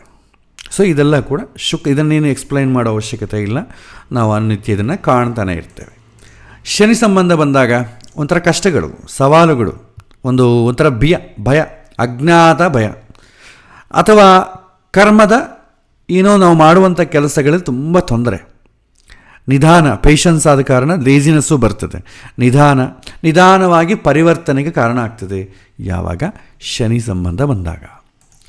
ಮತ್ತು ರಾಹುಕೇತುಗಳು ಬಂದರೆ ಒಂಥರ ಅತೀಂದ್ರಿಯತೆ, ಮಿಸ್ಟಿಕಿಸಮ್ ಅಂತೇವೆ. ಹಠಾತ್ತಾಗಿ ಅನಿರೀಕ್ಷಿತವಾದ ಘಟನೆ, ಸಡನ್ ಅನ್ಎಕ್ಸ್ಪೆಕ್ಟೆಡ್ ಈವೆಂಟ್ಸ್ ಸಡನ್ ಆಗ್ತದೆ. ಇದು ರಾಹುಕೇತುಗಳನ್ನು ನಾವು ನೋಡ್ಬೋದು. ಆಮೇಲೆ ಒಂದು ವೇಳೆ ಅಷ್ಟಮ ಸ್ಥಾನಕ್ಕೆ ಒಳ್ಳೆ ಪಾಸಿಟಿವ್ ಆಗಿ ನೋಡಬೇಕಾದ್ರೆ, ಪಾಸಿಟಿವ್ ಟ್ರೈಟ್ಸ್ ಏನಿದೆ ಅಂತಂದರೆ, ಅಷ್ಟಮ ಸ್ಥಾನ ನಿಮಗೆ ಪಾಸಿಟಿವ್ ಆ್ಯಂಗಲ್ ನೋಡಿದ್ರೆ ಆಳವಾದಂಥ ಸ್ವಯಂ ಅರಿವು, ಡೀಪ್ ಸೆಲ್ಫ್ ಅವೇರ್ನೆಸ್ ಅಂತೇವೆ, ಮತ್ತು ಬೆಳವಣಿಗೆಯನ್ನು ಉತ್ತೇಜಿಸ್ತದೆ. ಯಾವುದೇ ಒಂದು ವಿಚಾರ ಡೀಪಾಗಿ ಆಲೋಚನೆ ಮಾಡ್ತಾನೆ, ಅದು ಪಾಸಿಟಿವ್. ಯಾಕೆಂದರೆ ಎಲ್ಲರೂ ಆ ರೀತಿ ಆಲೋಚನೆ ಮಾಡೋಕ್ಕೆ ಬರಲ್ಲ. ಈ ಅಷ್ಟಮ ಸ್ಥಾನ ಪಾಸಿಟಿವ್ ಅದರ ಕಾರಣದಿಂದಲೇ ನೀವು ಯಾವುದನ್ನು ಸರಿ ಡೀಪಾಗಿ ಆಲೋಚನೆ ಮಾಡ್ತೀವಿ. ಶುಭಗ್ರಹಗಳಿದ್ದರೆ ನೀವು ಆಧ್ಯಾತ್ಮಿಕದ ಪರವಾಗಿ ಆಧ್ಯಾತ್ಮಿಕದ ಗ್ರಂಥಗಳನ್ನ ಡೀಪಾಗಿ ಆಲೋಚನೆ ಮಾಡ್ತೀರಿ. ಪಾಪಗ್ರಹಗಳಿದ್ದರೆ ಯಾರು ಏನು ತೊಂದರೆ ಕೊಟ್ಟರು, ಏನಾಯಿತು, ಎಲ್ಲ ಕೆಟ್ಟ ವಿಚಾರದಲ್ಲಿ ತುಂಬ ಆಳವಾಗಿ ಹೋಗ್ತಾರೆ. ಕೆಟ್ಟ ವಿಚಾರವನ್ನು ಆಳವಾಗಿ ಹೋದಾಗ ಏನಾಗುತ್ತೆ, ನೋವು ಜಾಸ್ತಿ ಆಗ್ತದೆ. ಅದರಿಂದ ಹೊರಗೆ ಬರೋದು, ರಿವೆಂಜ್ ತಗೊಳ್ಳೋದು, ಅದು ಕೂಡ ಜಾಸ್ತಿ ಆಗ್ತದೆ. ಎಲ್ಲದರಲ್ಲೂ ಡೀಪಾಗಿ ಆಲೋಚನೆ ಮಾಡೋದು ಒಳ್ಳೆಯದು. ಬಟ್ ವಿವಾಹದ ವಿಚಾರದಲ್ಲಿ ಡೀಪಾಗಿ ಆಲೋಚನೆ ಮಾಡಬಾರ್ದು. ಯಾಕೆಂದರೆ ಎಲ್ಲಿ ಕಷ್ಟಗಳು ಇದೆಲ್ಲ ಇನ್ವೈಟಬಲ್ ಅಂದಾಗ ಅಂಥ ವಿಚಾರದಲ್ಲಿ ಡೀಪಾಗಿ ಆಲೋಚನೆ ಮಾಡಬಾರ್ದು. ಸಾಫ್ಟ್ವೇರ್ ಇಂಜಿನಿಯರ್ಸ್ ನೋಡಿ, ಅವ್ರಿಗೆ ಎಷ್ಟು ಡೀಪಾಗಿ ಆಲೋಚನೆ ಮಾಡೋ ಶಕ್ತಿ ಇರ್ತದೆ ಅಂತಂದರೆ ತುಂಬ ಇರ್ತದೆ. ಆದರೆ ಮನೆಗೆ ಫ್ಯಾಮಿಲಿ ವಿಚಾರಕ್ಕೆ ಬಂದಾಗ ಕೂಡ ಪ್ರತಿಯೊಂದನ್ನು ಮ್ಯಾಗ್ನಿಫೈ ಮಾಡಿ ತುಂಬ ಡೀಪಾಗಿ ಆಲೋಚನೆ ಮಾಡ್ತಾರೆ, ಡೀಬಗ್ ಮಾಡ್ತಾರೆ. ಏನಾಗ್ತದೆ, ಸಮಸ್ಯೆಗಳು ಜಾಸ್ತಿ ಆಗ್ತದೆ. ಸೊ ಗುಪ್ತ ಪ್ರತಿಭೆಗಳು ಅಥವಾ ಸಾಮರ್ಥ್ಯಗಳನ್ನು ಸೂಚನೆ ಮಾಡ್ತದೆ. ನಮ್ಮಲ್ಲಿ ಏನು ಹಿಡನ್ ಟ್ಯಾಲೆಂಟ್ಸ್ ಅಂತಾರಲ್ಲ, ಆ ಹಿಡನ್ ಟ್ಯಾಲೆಂಟ್ಸನ್ನು ಈ ಅಷ್ಟಮ ಸ್ಥಾನ ಸೂಚನೆ ಮಾಡ್ತದೆ. ಮತ್ತು ಏನು ಮಾಡ್ತದೆ, ಸ್ಥಿತಿಸ್ಥಾಪಕತ್ವ ಮತ್ತು ಇಕ್ಕಟ್ಟುಗಳ ನಂತರ ಪುನರ್ನಿರ್ಮಾಣ ಮಾಡುವಂಥ ಸಾಮರ್ಥ್ಯವನ್ನು, ಇದನ್ನು ತೊಂದರೆ ಬಂತು, ಹೊರಗೆ ಬಂದ್ವಿ, ಮತ್ತೆ ಪುನರ್ನಿರ್ಮಾಣ ಮಾಡಿಕೊಳ್ಳಬೇಕು, ಅದನ್ನೆಲ್ಲ ಕೂಡ ಅಷ್ಟಮ ಸ್ಥಾನ ಸೂಚನೆ ಮಾಡ್ತದೆ. ಮತ್ತು ಅಷ್ಟಮ ಸ್ಥಾನದಲ್ಲಿರುವಂಥ ಚಾಲೆಂಜಸ್ ಏನು, ಕಷ್ಟಗಳೇನು? ಒಂದು ಎಮೋಷ್ನಲ್ ಡಿಸ್ಟರ್ಬೆನ್ಸ್, ಟರ್ಮಾಯಿಲ್ ಅಂತೆ, ಭಯ, ಭಾವನಾತ್ಮಕವಾದಂಥ ಪ್ರಕ್ಷುಬ್ಧತೆ, ಭಯ ಮತ್ತು ಅಭದ್ರತೆಯನ್ನು ಸೂಚನೆ ಮಾಡ್ತದೆ. ನನಗೆ ಕಷ್ಟ ಬರುತ್ತೇನೋ, ನನಗೇನಾಗುತ್ತೋ ಏನೋ ಅಂತ ಭಯ ಇರ್ತದೆ. ಅರ್ಥ ಮಾಡಿಕೊಳ್ಳೋದಕ್ಕಿಂತ ಮುಂಚಿತವಾಗಿ ಬರೋದು ನಮಗಿದೆ. ಇದು ಜಾಸ್ತಿ ಆಯ್ತು ಅಂದ್ಕೊಳ್ಳಿ, ಹೊರಗೆ ಬರಲಿಕ್ಕೆ ಪ್ರಯತ್ನ ಮಾಡ್ತೇವೆ. ಯಾವ ಗುಡಿ ಹೋಗೋಣ, ಯಾವ ದೇವಸ್ಥಾನಕ್ಕೆ ಹೋಗೋಣ, ಇದನ್ನು ಪರಿಹಾರ ಮಾಡೋದು ಯಾರು, ಹೀಗೆ ನೋಡ್ತೇವೆ. ಯಾಕೆ ಬಂತು ಏನೋ, ನಮ್ಮನ್ನು ನಾವು ಆಲೋಚನೆ ಮಾಡಿಕೊಳ್ಳೋದು ಬಿಟ್ಬಿಡ್ತೇವೆ. ಮತ್ತು ಒಂದು ರೀತಿಯ ಸಹಿಷ್ಣುತೆಯನ್ನು ಪರೀಕ್ಷಿಸುವಂಥ ಹಠಾತ್ ಅಥವಾ ನಾಟಕೀಯ ಜೀವನ ಘಟನೆಗಳನ್ನು ಸೂಚನೆ ಮಾಡ್ತದೆ. ನಾವೇನಾದರೂ ಸಡನ್ನಾಗಿ ಪರಿವರ್ತನೆ ಆಗಬೇಕಂದ್ರೆ ಏನೋ ಒಂದು ದೊಡ್ಡ ಇನ್ಸಿಡೆಂಟ್ ಆಗಬೇಕು. ಆ ಇನ್ಸಿಡೆಂಟ್ಗಳನ್ನು ಕೂಡ 8ನೇ ಮನೆ ಸೂಚನೆ ಮಾಡ್ತದೆ. ಆಮೇಲೆ ಒಂದು ರೀತಿಯ ಕರ್ಮದ ಪಾಠಗಳು ಮತ್ತು ಗುಪ್ತ ಶಕ್ತಿಗಳ ತಿಳುವಳಿಕೆ ತರುತ್ತದೆ. ನಮ್ಮ ಬಗ್ಗೆ ನಾವು ಆಲೋಚನೆ ಮಾಡೋದು 8ನೇ ಮನೆಯಿಂದನೇ. ಯಾಕೆಂದರೆ ಕಷ್ಟ ಬಂದಾಗೆ ನನಗೇ ಯಾಕೆ ಹಿಂಗಾಯಿತು ಅಂತ ಆಲೋಚನೆ ಮಾಡ್ತೇವೆ. ಅಷ್ಟುವರೆಗೂ ನಾನೊಬ್ಬನಿದ್ದೇನೆ, ನನ್ನ ಬಗ್ಗೆ ಆಲೋಚನೆ ಮಾಡಬೇಕು, ಉದ್ಧರೇತ್ ಆತ್ಮನಾತ್ಮಾನಾಮ್ ಅಂತ ಹೇಳಿದ್ದಾರೆ. ಅದರ ಬಗ್ಗೆ ಏನು ಕಾಳಜಿ ಇರಲ್ಲ. ಯಾವಾಗ ಕಷ್ಟ ಬಂತೋ ಆವಾಗ ನಮ್ಮ ಬಗ್ಗೆ ನಾವು ಆಲೋಚನೆ ಮಾಡೋದು. ಇದೆಲ್ಲ ಕೂಡ ಅಷ್ಟಮ ಸ್ಥಾನಕ್ಕೆ ಸಂಬಂಧಪಟ್ಟದ್ದು. ಇನ್ನು ಅಷ್ಟಮ ಸ್ಥಾನಕ್ಕೆ ಏನಾದರೂ ಶುಭಗ್ರಹಗಳ ಸಂಬಂಧ ಬಂದರೆ ಏನಾಗ್ತದೆ ಅಂತ ನೋಡಿದ್ರೆ, ಶುಭಗ್ರಹಗಳ ಸಂಬಂಧ ಬಂದರೆ ಶುಭವಾದಂಥ ಪರಿವರ್ತನೆಗಳು ಮತ್ತು ಆಧ್ಯಾತ್ಮಿಕತೆ ಬೆಳವಣಿಗೆ ಆಗ್ತದೆ. ಆಮೇಲೆ ಪಿತ್ರಾರ್ಜಿತ ಇನ್ಹೆರಿಟೆನ್ಸ್ ಅಂತೀವಲ್ಲ, ಪಿತ್ರಾರ್ಜಿತ, ಆಮೇಲೆ ಜಾಯಿಂಟ್ ವೆಂಚರ್ಸು ಅಥವಾ ಇನ್ಶೂರೆನ್ಸ್ ಸಂಬಂಧಪಟ್ಟ ವಿಚಾರಗಳಿಂದ ಲಾಭ ಆಗ್ತದೆ. ಗುಪ್ತ ಮೂಲಗಳಿಂದ ಒಂದು ಸಪೋರ್ಟ್ ಸಿಗ್ತದೆ ಮತ್ತು ದೀರ್ಘಕಾಲಿಕವಾದಂಥ ಸಮಸ್ಯೆಗಳು ಪರಿಹಾರ ಆಗ್ತದೆ ಯಾವಾಗ ನಮಗೆ ಅಷ್ಟಮ ಸ್ಥಾನಕ್ಕೆ ಶುಭಗ್ರಹಗಳ ಸಂಬಂಧ ಬಂದಾಗ. ಒಂದು ವೇಳೆ ಅಷ್ಟಮ ಸ್ಥಾನಕ್ಕೆ ಏನಾದರೂ ಪಾಪಗ್ರಹಗಳ ಸಂಬಂಧ ಬಂದರೆ ಏನು ಸೂಚನೆ ಮಾಡ್ತದೆ? ಅನಿರೀಕ್ಷಿತವಾದಂಥ ಸವಾಲುಗಳು ಅಥವಾ ಸಡನ್ನಾಗಿ ಬಂದುಬಿಡ್ತದೆ, ಸಡನ್ನಾಗಿ ಕಷ್ಟಗಳು ಬರ್ತದೆ, ಆರೋಗ್ಯ ಸಮಸ್ಯೆಗಳು ಬರ್ತದೆ, ಅಪಘಾತಗಳು ಅಥವಾ ಎಮೋಷ್ನಲ್ ಸ್ಟ್ರೆಸ್ ಇದು ಜಾಸ್ತಿ ಆಗ್ತದೆ. ಒಂಥರ ಆರ್ಥಿಕದ ಅಸ್ಥಿರತೆ, ಒಂಥರ ಫಿನಾನ್ಷಿಯಲ್ ಇನ್ಸ್ಟೆಬಿಲಿಟಿ, ಇದರ ಸಂಬಂಧಪಟ್ಟ ವಿವಾದಗಳು, ಡಿಸ್ಪ್ಯೂಟ್ಸ್ ಇದೆಲ್ಲ ಕೂಡ ಜಾಸ್ತಿ ಆಗ್ತದೆ. ಆಮೇಲೆ ಅಷ್ಟಮಾಧಿಪತಿ ಏನಾದರೂ ಲಗ್ನದಲ್ಲಿದ್ದರೆ ಏನಾಗ್ತದೆ? ವೈಯಕ್ತಿಕವಾದಂಥ ರೂಪಾಂತರ, ಸಂಭವನೀಯ ಆರೋಗ್ಯ, ಈ ಸಮಸ್ಯೆಗಳು ಅಥವಾ ವ್ಯಕ್ತಿತ್ವದ ಬದಲಾವಣೆ, ನಮ್ಮನ್ನು ನಾವು ಬದಲಾವಣೆ ಮಾಡಿಕೊಳ್ತೇವೆ. ಕಷ್ಟ ಬಂದಾಗೆ ನಮ್ಮಲ್ಲಿರುವಂಥ ಎಲ್ಲ ಬದಲಾವಣೆಗೂ ಸಾಧ್ಯ ಆಗ್ತದೆ. ಸುಖ ಬಂದಾಗ ಕೂಡ ಬದಲಾವಣೆ ಆಗ್ತದೆ, ಆದರೆ ಅದು ಬೇರೆ. ಕಷ್ಟ ಬಂತು ಅಂದ್ಕೊಳ್ಳಿ, ನಾವು 4 ಜನದ ಮಧ್ಯೆ ಹೇಗಿರಬೇಕು ಅಂತ ನಮಗೆ ಕಳಿಸಿಕೊಡುತ್ತೆ. ಸುಖ ಬಂತು ಅಂತಂದರೆ 4 ಜನರಿಂದ ನಾವು ಸಪ್ರೇಟಾಗಿ ದೂರ ಇರಬೇಕು ಅಂತ ಹೇಳಿಕೊಡುತ್ತೆ. ಎರಡಕ್ಕೂ ಕೂಡ ನಮ್ಮನ್ನು ಆಲೋಚನೆ ಮಾಡ್ತದೆ. ಸೊ ದ್ವಿತೀಯದಲ್ಲಿ ಒಂದು ವೇಳೆ ಅಷ್ಟಮಾಧಿಪತಿ ಇದ್ದರೆ ಕುಟುಂಬದ ಸಂಪತ್ತು, ಮಾತು ಅಥವಾ ಮೌಲ್ಯಗಳಿಂದ ಸವಾಲುಗಳು ಬರುತ್ತೆ. 8ನೇ ಪಾಪಗ್ರಹ 2ನೇ ಮನೆಗಿದ್ರೆ ಏನಾಗ್ತದೆ? 2ನೇ ಮನೆ ಏನೇನು ಸೂಚನೆ ಮಾಡ್ತದೋ ಅದರಿಂದ ಎಲ್ಲ ಸವಾಲುಗಳನ್ನು ಅನುಭವಿಸಬೇಕಾಗ್ತದೆ. ಪಂಚಮದಲ್ಲಿದ್ದರೆ ಪ್ರಣಯ ಸಂಬಂಧಗಳು, ಸೃಜನಶೀಲತೆ ಅಥವಾ ಮಕ್ಕಳು ಮುಂತಾದಂಥ ವಿಚಾರದಲ್ಲಿ ಪರಿವರ್ತನೆ ಆಗಬಹುದು. ಆಮೇಲೆ ದಶಮ ಸಂಬಂಧ ಬಂದರೆ ವೃತ್ತಿ ಅಥವಾ ಪಬ್ಲಿಕ್ ಇಮೇಜಸ್ ಈ ವಿಷಯದಲ್ಲಿ ಬದಲಾವಣೆಯನ್ನು ಸೂಚನೆ ಮಾಡ್ತದೆ. ಇನ್ನು ಭಾಳಷ್ಟು ವಿಚಾರಗಳಿದೆ. ಒಂದೊಂದು ಸಲ ಹಠಾತ್ತಾಗಿ ನಷ್ಟಗಳು ಅಥವಾ ಖರ್ಚುಗಳು ಇದೆಲ್ಲ ಕೂಡ ಅಷ್ಟಮ ಸ್ಥಾನವೇ ಸೂಚನೆ ಮಾಡ್ತದೆ. ಸಾಲ, ಕಳ್ಳತನ ಅಥವಾ ದಂಡತಃ ಅನಿರೀಕ್ಷಿತ ಹಣಕಾಸಿನ ಸವಾಲುಗಳು, ಲಾಸಸ್ಸು ಥ್ರೂ ಶೇರ್ಡ್ ರಿಸೋರ್ಸಸ್, ಜಂಟೆ ಖಾತೆಗಳು ಅಥವಾ ಸಂಪನ್ಮೂಲಗಳ ಮೂಲಕ ನಷ್ಟಗಳು ಬರೋದು, ಇದೆಲ್ಲ ಕೂಡ ಹಠಾತ್ ಆಗುವಂಥದ್ದು. ನೆಕ್ಸ್ಟು ವಾರಸತ್ವಕ್ಕೆ ಸಂಬಂಧಪಟ್ಟ ತೊಂದರೆಗಳು, ಈ ಡಿಪೆಂಡೆನ್ಸ್ ಆನ್ ಅದರ್ಸ್, ನಮಗೆ ಯಾರ ಮೇಲೆ ಡಿಪೆಂಡ್ ಆಗಿರ್ತೇವೆ ಅವರಿಂದ ತೊಂದರೆಗಳು ಬರೋದಾಗಲಿ, ಪಾರ್ಟ್ನರ್ಸಿಂದ ತೊಂದರೆಗಳು ಬರೋದಾಗಲಿ, ತಂದೆ ಮಾಡಿದಂಥ ಆಸ್ತಿ ಮೂಲಕ ಅಣ್ಣ ತಮ್ಮಂದ್ರ ಮಧ್ಯೆಯಿಂದ ತೊಂದರೆ ಬರೋದಾಗಲಿ, ಪಾರದಾರಿಕೆ ಈ ಥರ ತೊಂದರೆಗಳು ಬರ್ತದೆ. ಆಮೇಲೆ ವಿಲ್ ಬರೀತಾರೆ, ಅದಕ್ಕೆ ಸಂಬಂಧಪಟ್ಟ ತೊಂದರೆಗಳು, ಇದೆಲ್ಲ ಕೂಡ ಸಾಮಾನ್ಯವಾಗಿ ಸೂಚನೆ ಮಾಡುವಂಥ ವಿಚಾರ. ಆಮೇಲೆ ಹಣಕಾಸಿನ ಸಮಸ್ಯೆ ಇದಿದ್ದಿದೆ. ಹಣಕಾಸಿನ ಯಾಕಂದರೆ ಪ್ರತಿಯೊಂದು ಕೂಡ ನಾವು ಹಣವೇ ಮೂಲ. ಯಾವುದೇ ಒಂದು ಪರ್ಚೇಸ್ ಮಾಡಬೇಕಾದ್ರೂ, ಸುಖ ಪಡಬೇಕಾದ್ರೂ ಹಣ ಬಿಟ್ಟರೆ ಮೇಯ್ನ್ ಅದೇ. ಆ ಹಣಕಾಸಿನ ಸಮಸ್ಯೆಗಳು ಬಂದಾಗ ನಿಮ್ಗೆ ಆಲ್ಮೋಸ್ಟ್ ಅಲ್ಲಿ ಎಲ್ಲ ಸಂಬಂಧಗಳು ಬರ್ತದೆ. ಸೊ ಹೀಗೆ ನಾವು ವಿಚಾರಗಳನ್ನು ನೋಡ್ಬೋದು. ಇದು ಅಷ್ಟಮ ಸ್ಥಾನಕ್ಕೆ ಸಂಬಂಧಪಟ್ಟ ವಿಚಾರ. ಇಲ್ಲಿ ಸಾಮಾನ್ಯವಾಗಿ ಡೀಪಾಗಿ ಹೇಗೆ ನೋಡೋದು ಅರ್ಥ ಮಾಡಿಕೊಳ್ಳಿಕ್ಕೆ ಬರದೇ ಇದ್ರೂ ಕೂಡ ಅಷ್ಟಮ ಸ್ಥಾನ ಪಾಪಗ್ರಹ ಅಂತ ತಿಳ್ಕೊಳ್ಳಿ. ಅದು ಶುಭಗ್ರಹ ಅಲ್ಲ, ಅದು ಜಾತಕಸ್ಥನಿಗೆ ತೊಂದರೆ ಕೊಡುವಂಥದ್ದು. ಒಂದು ವೇಳೆ ಆ ಲಗ್ನಾಧಿಪತಿಯೇ ಅಷ್ಟಮಾಧಿಪತಿ ಆದರೂ ಕೂಡ ಕಷ್ಟಗಳು ಬರುತ್ತೆ, ಆದರೆ ಕಷ್ಟಗಳನ್ನು ಅರ್ಥ ಮಾಡಿಕೊಂಡು ಸಹಿಸಿಕೊಳ್ಳುವಂಥ ಶಕ್ತಿ ಕೂಡ ಬರುತ್ತೆ. ಸೊ ಇದು ಅಷ್ಟಮ ಸ್ಥಾನದಿಂದ ತಿಳ್ಕೊಳ್ಳೋದು. ಅಷ್ಟಮ ಸ್ಥಾನದಲ್ಲಿ ಪಾಸಿಟಿವ್ ಆಗಿ ಹೇಳಬೇಕಾದ್ರೆ ಡೀಪಾಗಿ ನಾಲೆಡ್ಜ್ ಬರುತ್ತೆ. ಶುಭಗ್ರಹಗಳ ಸಂಬಂಧ ಬಂದರೆ ಆಧ್ಯಾತ್ಮಿಕದ ಪರವಾಗಿ ಡೀಪಾಗಿ ಹೋಗ್ತಾನೆ. ಆಧ್ಯಾತ್ಮಿಕದ ಪರವಾಗಿ ಯಾವಾಗ ಹೋಗ್ತಾನೆ? ಲೌಕಿಕ ಅಂತಂಬೋದು ತುಂಬ ಅಸಹ್ಯವಾದಾಗ, ಲೌಕಿಕದಲ್ಲಿ ಅವನಿಗೆ ಸೊಲ್ಯೂಷನ್ಸ್ ಸಿಕ್ಕದೇ ಇದ್ದಾಗ, ಲೌಕಿಕವಾಗಿ ತೊಂದರೆ ಬಂದವರೇ ಪ್ರವಚನ ಕೇಳಕ್ಕೆ ದೇವಸ್ಥಾನಕ್ಕೆ ಹೋಗ್ತಾರೆ. ಲೌಕಿಕವಾದಾಗ ಏನಾದರೂ ಕಷ್ಟ ಬಂದ್ರೇ ಅದನ್ನು ಪರಿಹರಿಸಿಕೊಳ್ಳೋಕ್ಕೆ ದೇವಸ್ಥಾನ ಹೋಗಿ ಸೋತುತ್ತಾನೆ. ಈ ಥರ ಬದಲಾವಣೆ ಅಷ್ಟಮ ಸ್ಥಾನದಲ್ಲಿ ಶುಭಗ್ರಹಗಳಿದ್ದಾಗ್ತದೆ. ಪಾಪಗ್ರಹಗಳಿದ್ದಾಗೆ ಕಷ್ಟಗಳು ಬರುತ್ತೆ, ಅದನ್ನು ಹೇಗೆ ಹೊರಗೆ ಬಡಿಸೋದು, ರಿವೆಂಜ್ ತೊಗೊಳ್ಳೋದು, ಕೊನೆಗೆ ತನ್ನನ್ನು ತಾನೇ ರಿವೆಂಜ್ ತೊಗೊಳ್ಳೋದು, ಆತ್ಮಹತ್ಯೆ ಮಾಡಿಕೊಳ್ಳಿಕ್ಕೆ ಕೂಡ ಹಿಂದೆ ಜರಿಯೋದಿಲ್ಲ. ಈ ರೀತಿ ಅಷ್ಟಮ ಸ್ಥಾನದ ಬಗ್ಗೆ ನಾವು ನೋಡ್ಬೋದು. ಅಷ್ಟಮ ಸ್ಥಾನಕ್ಕೆ ಸಂಬಂಧಪಟ್ಟ ದಶೆ, ಅಷ್ಟಮ ಸ್ಥಾನಕ್ಕೆ ಸಂಬಂಧಪಟ್ಟ ಗೋಚಾರದ ಬಂದಾಗ, ಗೋಚಾರದಲ್ಲಿ ಅಷ್ಟಮ ಸ್ಥಾನಕ್ಕೆ ಶುಭಗ್ರಹಗಳಾಗಲಿ ಪಾಪಗ್ರಹಗಳಾಗಲಿ ಸಂಚಾರವಾದಾಗ, ಅಷ್ಟಮ ಸ್ಥಾನಕ್ಕೆ ಸಂಬಂಧಪಟ್ಟ ದಶೆ ನಡೆದಾಗ ಈಗ ನಾವು ಹೇಳಿಕೊಂಡಿದ್ದನ್ನೆಲ್ಲ ಕೂಡ ಆ್ಯಕ್ಟಿವೇಟ್ ಆಗ್ತದೆ. ಅದರ್ವೈಸ್ ಆ್ಯಕ್ಟಿವೇಟ್ ಆಗಲ್ಲ. ಅಷ್ಟಮ ಸ್ಥಾನ ಹಾಗೇ ಇರುತ್ತೆ, ಅದಕ್ಕೆ ಸಂಬಂಧಪಟ್ಟ ದಶೆ ಬಂದಾಗೆ ಆ್ಯಕ್ಟಿವೇಟ್ ಆಗ್ತದೆ.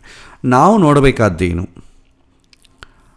ಅಷ್ಟಮ ಸ್ಥಾನ ವಿಚಾರಕ್ಕೆ ಬಂದಾಗ ಕಷ್ಟಗಳು ಅಂತ ಯಾರಾದರೂ ಕೇಳಿದರೆ, ಕಷ್ಟ ನಷ್ಟ, ತುಂಬ ಮಾನಸಿಕವಾಗಿ ನೋವಾಗ್ತಾ ಇದೆ, ಈ ಥರ ಪ್ರಶ್ನೆಗಳು ಬಂದಾಗ ಅಷ್ಟಮ ಸ್ಥಾನವನ್ನು ನೋಡಿ. ಶುಭಗ್ರಹಗಳ ಸಂಬಂಧ ಬಂದರೆ ಸ್ವಲ್ಪ ಈ ಕಷ್ಟಗಳೆಲ್ಲ ಕೂಡ ಅವನು ಆಧ್ಯಾತ್ಮಿಕದ ಕಡೆ ಟರ್ನ್ ಆಗಲಿಕ್ಕೆ ಈ ಕಷ್ಟಗಳು ಬರ್ತಾ ಇದೆ ಅಂತೇಳಿ ಅವನಿಗೆ ಸ್ವಲ್ಪ ಪ್ರೋತ್ಸಾಹವನ್ನು ಕೊಡ್ತೇವೆ. ಸ್ವಲ್ಪ ದೇವರ ಧ್ಯಾನ ಮಾಡು, ಈ ಥರ ಮಾಡು, ಆ ಥರ ಮಾಡು ಹೇಳ್ತೇವೆ. ಇಲ್ಲ ಪಾಪಗ್ರಹಗಳ ಸಂಬಂಧ ಜಾಸ್ತಿ ಬಂತು ಅಂದ್ಕೊಳ್ಳಿ, ಮನಸ್ಸನ್ನು ನೆಮ್ಮದಿಯಾಗಿ ಇಟ್ಕೊಳ್ಳಿಕ್ಕೆ ಬೇಕಾದಂಥ ಮಾರ್ಗವನ್ನು ಹೇಳಿ ಕಳಿಸ್ಬೇಕು. ಇಷ್ಟು ಬಿಟ್ಟರೆ ಅಷ್ಟಮ ಸ್ಥಾನದಲ್ಲಿ ಮಾಡುವಂಥದ್ದೇನೂ ಇಲ್ಲ, ಪಾಪವನ್ನು ತೆಗೆದುಹಾಕಲಿಕ್ಕೆ ಆಗೋದಿಲ್ಲ. ಆದರೆ ಆ ದಶಾಕಾಲ ಎಷ್ಟು ದಿನ ಇರ್ತದೋ ಅಷ್ಟು ದಿನ ಅದಕ್ಕೆ ಸಂಬಂಧಪಟ್ಟ ನೋವನ್ನು ಅನುಭವಿಸ್ತಾನೆ. ಅಥವಾ ಗೋಚಾರದಲ್ಲಿ ನಾವು ಇವಾಗ ಅಷ್ಟಮ ಶನಿ, ಅರ್ಧಾಷ್ಟಮ ಶನಿ, ಅಷ್ಟಮ ಶನಿ ಮೇನ್ ಇದೆ. ನಮಗೆ 7 ವರ್ಷ ಶನಿ ಇಸ್ ಡಿಫ್ರೆಂಟ್. ಅಷ್ಟಮ ಶನಿ ಬಗ್ಗೆ ನೀವು ಆಲೋಚನೆ ಮಾಡಬೇಕಾದ್ರೆ ಅಷ್ಟಮ ಸ್ಥಾನ ಏನು ಸೂಚನೆ ಮಾಡ್ತದೆ, ಅದಕ್ಕೆ ಅಷ್ಟಮಕಾರಕನಂತ ಶನಿ ಹೋದರೆ ಏನಾಗ್ತದೆ, ಅವನಿಗೆ ಪೇಷನ್ಸ್ ತುಂಬ ಡೆವಲಪ್ ಆಗ್ತದೆ. ಯಾವಾಗ ಅಂದುಕೊಂಡಿದ್ದ ಕೆಲಸ ಯಾವುದು ಆಗದೇ ಇದ್ದರೆ ಪೇಷನ್ಸ್ ಡೆವಲಪ್ ಆಗ್ತದೆ. ಆ ಸಮಯದಲ್ಲಿ ಅವನಿಗೆ ಆಧ್ಯಾತ್ಮಿಕದ ಬಗ್ಗೆ ತುಂಬ ಮನಸ್ಸು ಹೋಗ್ತದೆ. ಯಾವಾಗ ಲೌಕಿಕ ವಿಚಾರದಲ್ಲಿ ಕೆಟ್ಟಾಗ, ಲೌಕಿಕ ವಿಚಾರದಲ್ಲಿ ಕೆಟ್ಟಾಗ ನೋವಾಗ್ತದೆ. ಆಧ್ಯಾತ್ಮಿಕ ವಿಚಾರಗಳು ಹಿಡ್ಕೊಂಡಾಗ ಯಾವಾಗ ಅವನು ಸುಖ ಪಡ್ತಾನೆ, ಸ್ವಲ್ಪ ರಿಲೀಫ್ ಆದಾಗ, ಸೊ ಅವತ್ತು ಆ ಥರ ಆಗಿದ್ದಕ್ಕೆ ನಾನು ದೇವರು ದಿಂಡು ಈ ಥರ ಮಾಡ್ತಾ ಇದ್ದೇನೆ ಅಂತ ಅವನೇ ಹೇಳುತ್ತಾನೆ ಓವರ್ ಎ ಪೀರಿಯಡ್ ಆದಮೇಲೆ. ಸೊ ಈ ರೀತಿ ಅಷ್ಟಮ ಸ್ಥಾನದ ಬಗ್ಗೆ ನಾವು ವಿಶ್ಲೇಷಣೆ ಮಾಡ್ಬೋದು. ಸೊ ಇಲ್ಲಿಗೆ ಈ ಪಾಠವನ್ನು ಮುಗಿಸೋಣ. ಈ ಅಷ್ಟಮಕ್ಕೆ ಶುಭಗ್ರಹಗಳ ಸಂಬಂಧ ಬಂದಾಗ ಆಧ್ಯಾತ್ಮಿಕದ ಪರವಾಗಿ ಹೋಗ್ತಾನೆ ಅಂತ ಹೇಳಿದ್ವಲ್ಲ, ಅದರ ಬಗ್ಗೆ ನಾವು ಮುಂದಿನ ಕ್ಲಾಸ್ನಲ್ಲಿ ಮತ್ತಿಷ್ಟು ವಿಚಾರಗಳನ್ನು ನೋಡೋಣ. ಇವತ್ತಿನ ಪಾಠ ಇಲ್ಲಿಗೆ ನಾನು ಮುಕ್ತಾಯ ಮಾಡ್ತೇನೆ. ಏನಾದರೂ ಪ್ರಶ್ನೆಗಳೇನಾದರೂ ಇದ್ದರೆ ನೀವು ಒಂದು 10 ನಿಮಿಷದ ಕಾಲ ಕೇಳಬಹುದು. 1 ನಿಮಿಷ ಅನ್ಮ್ಯೂಟ್ ಮಾಡ್ತೇನೆ.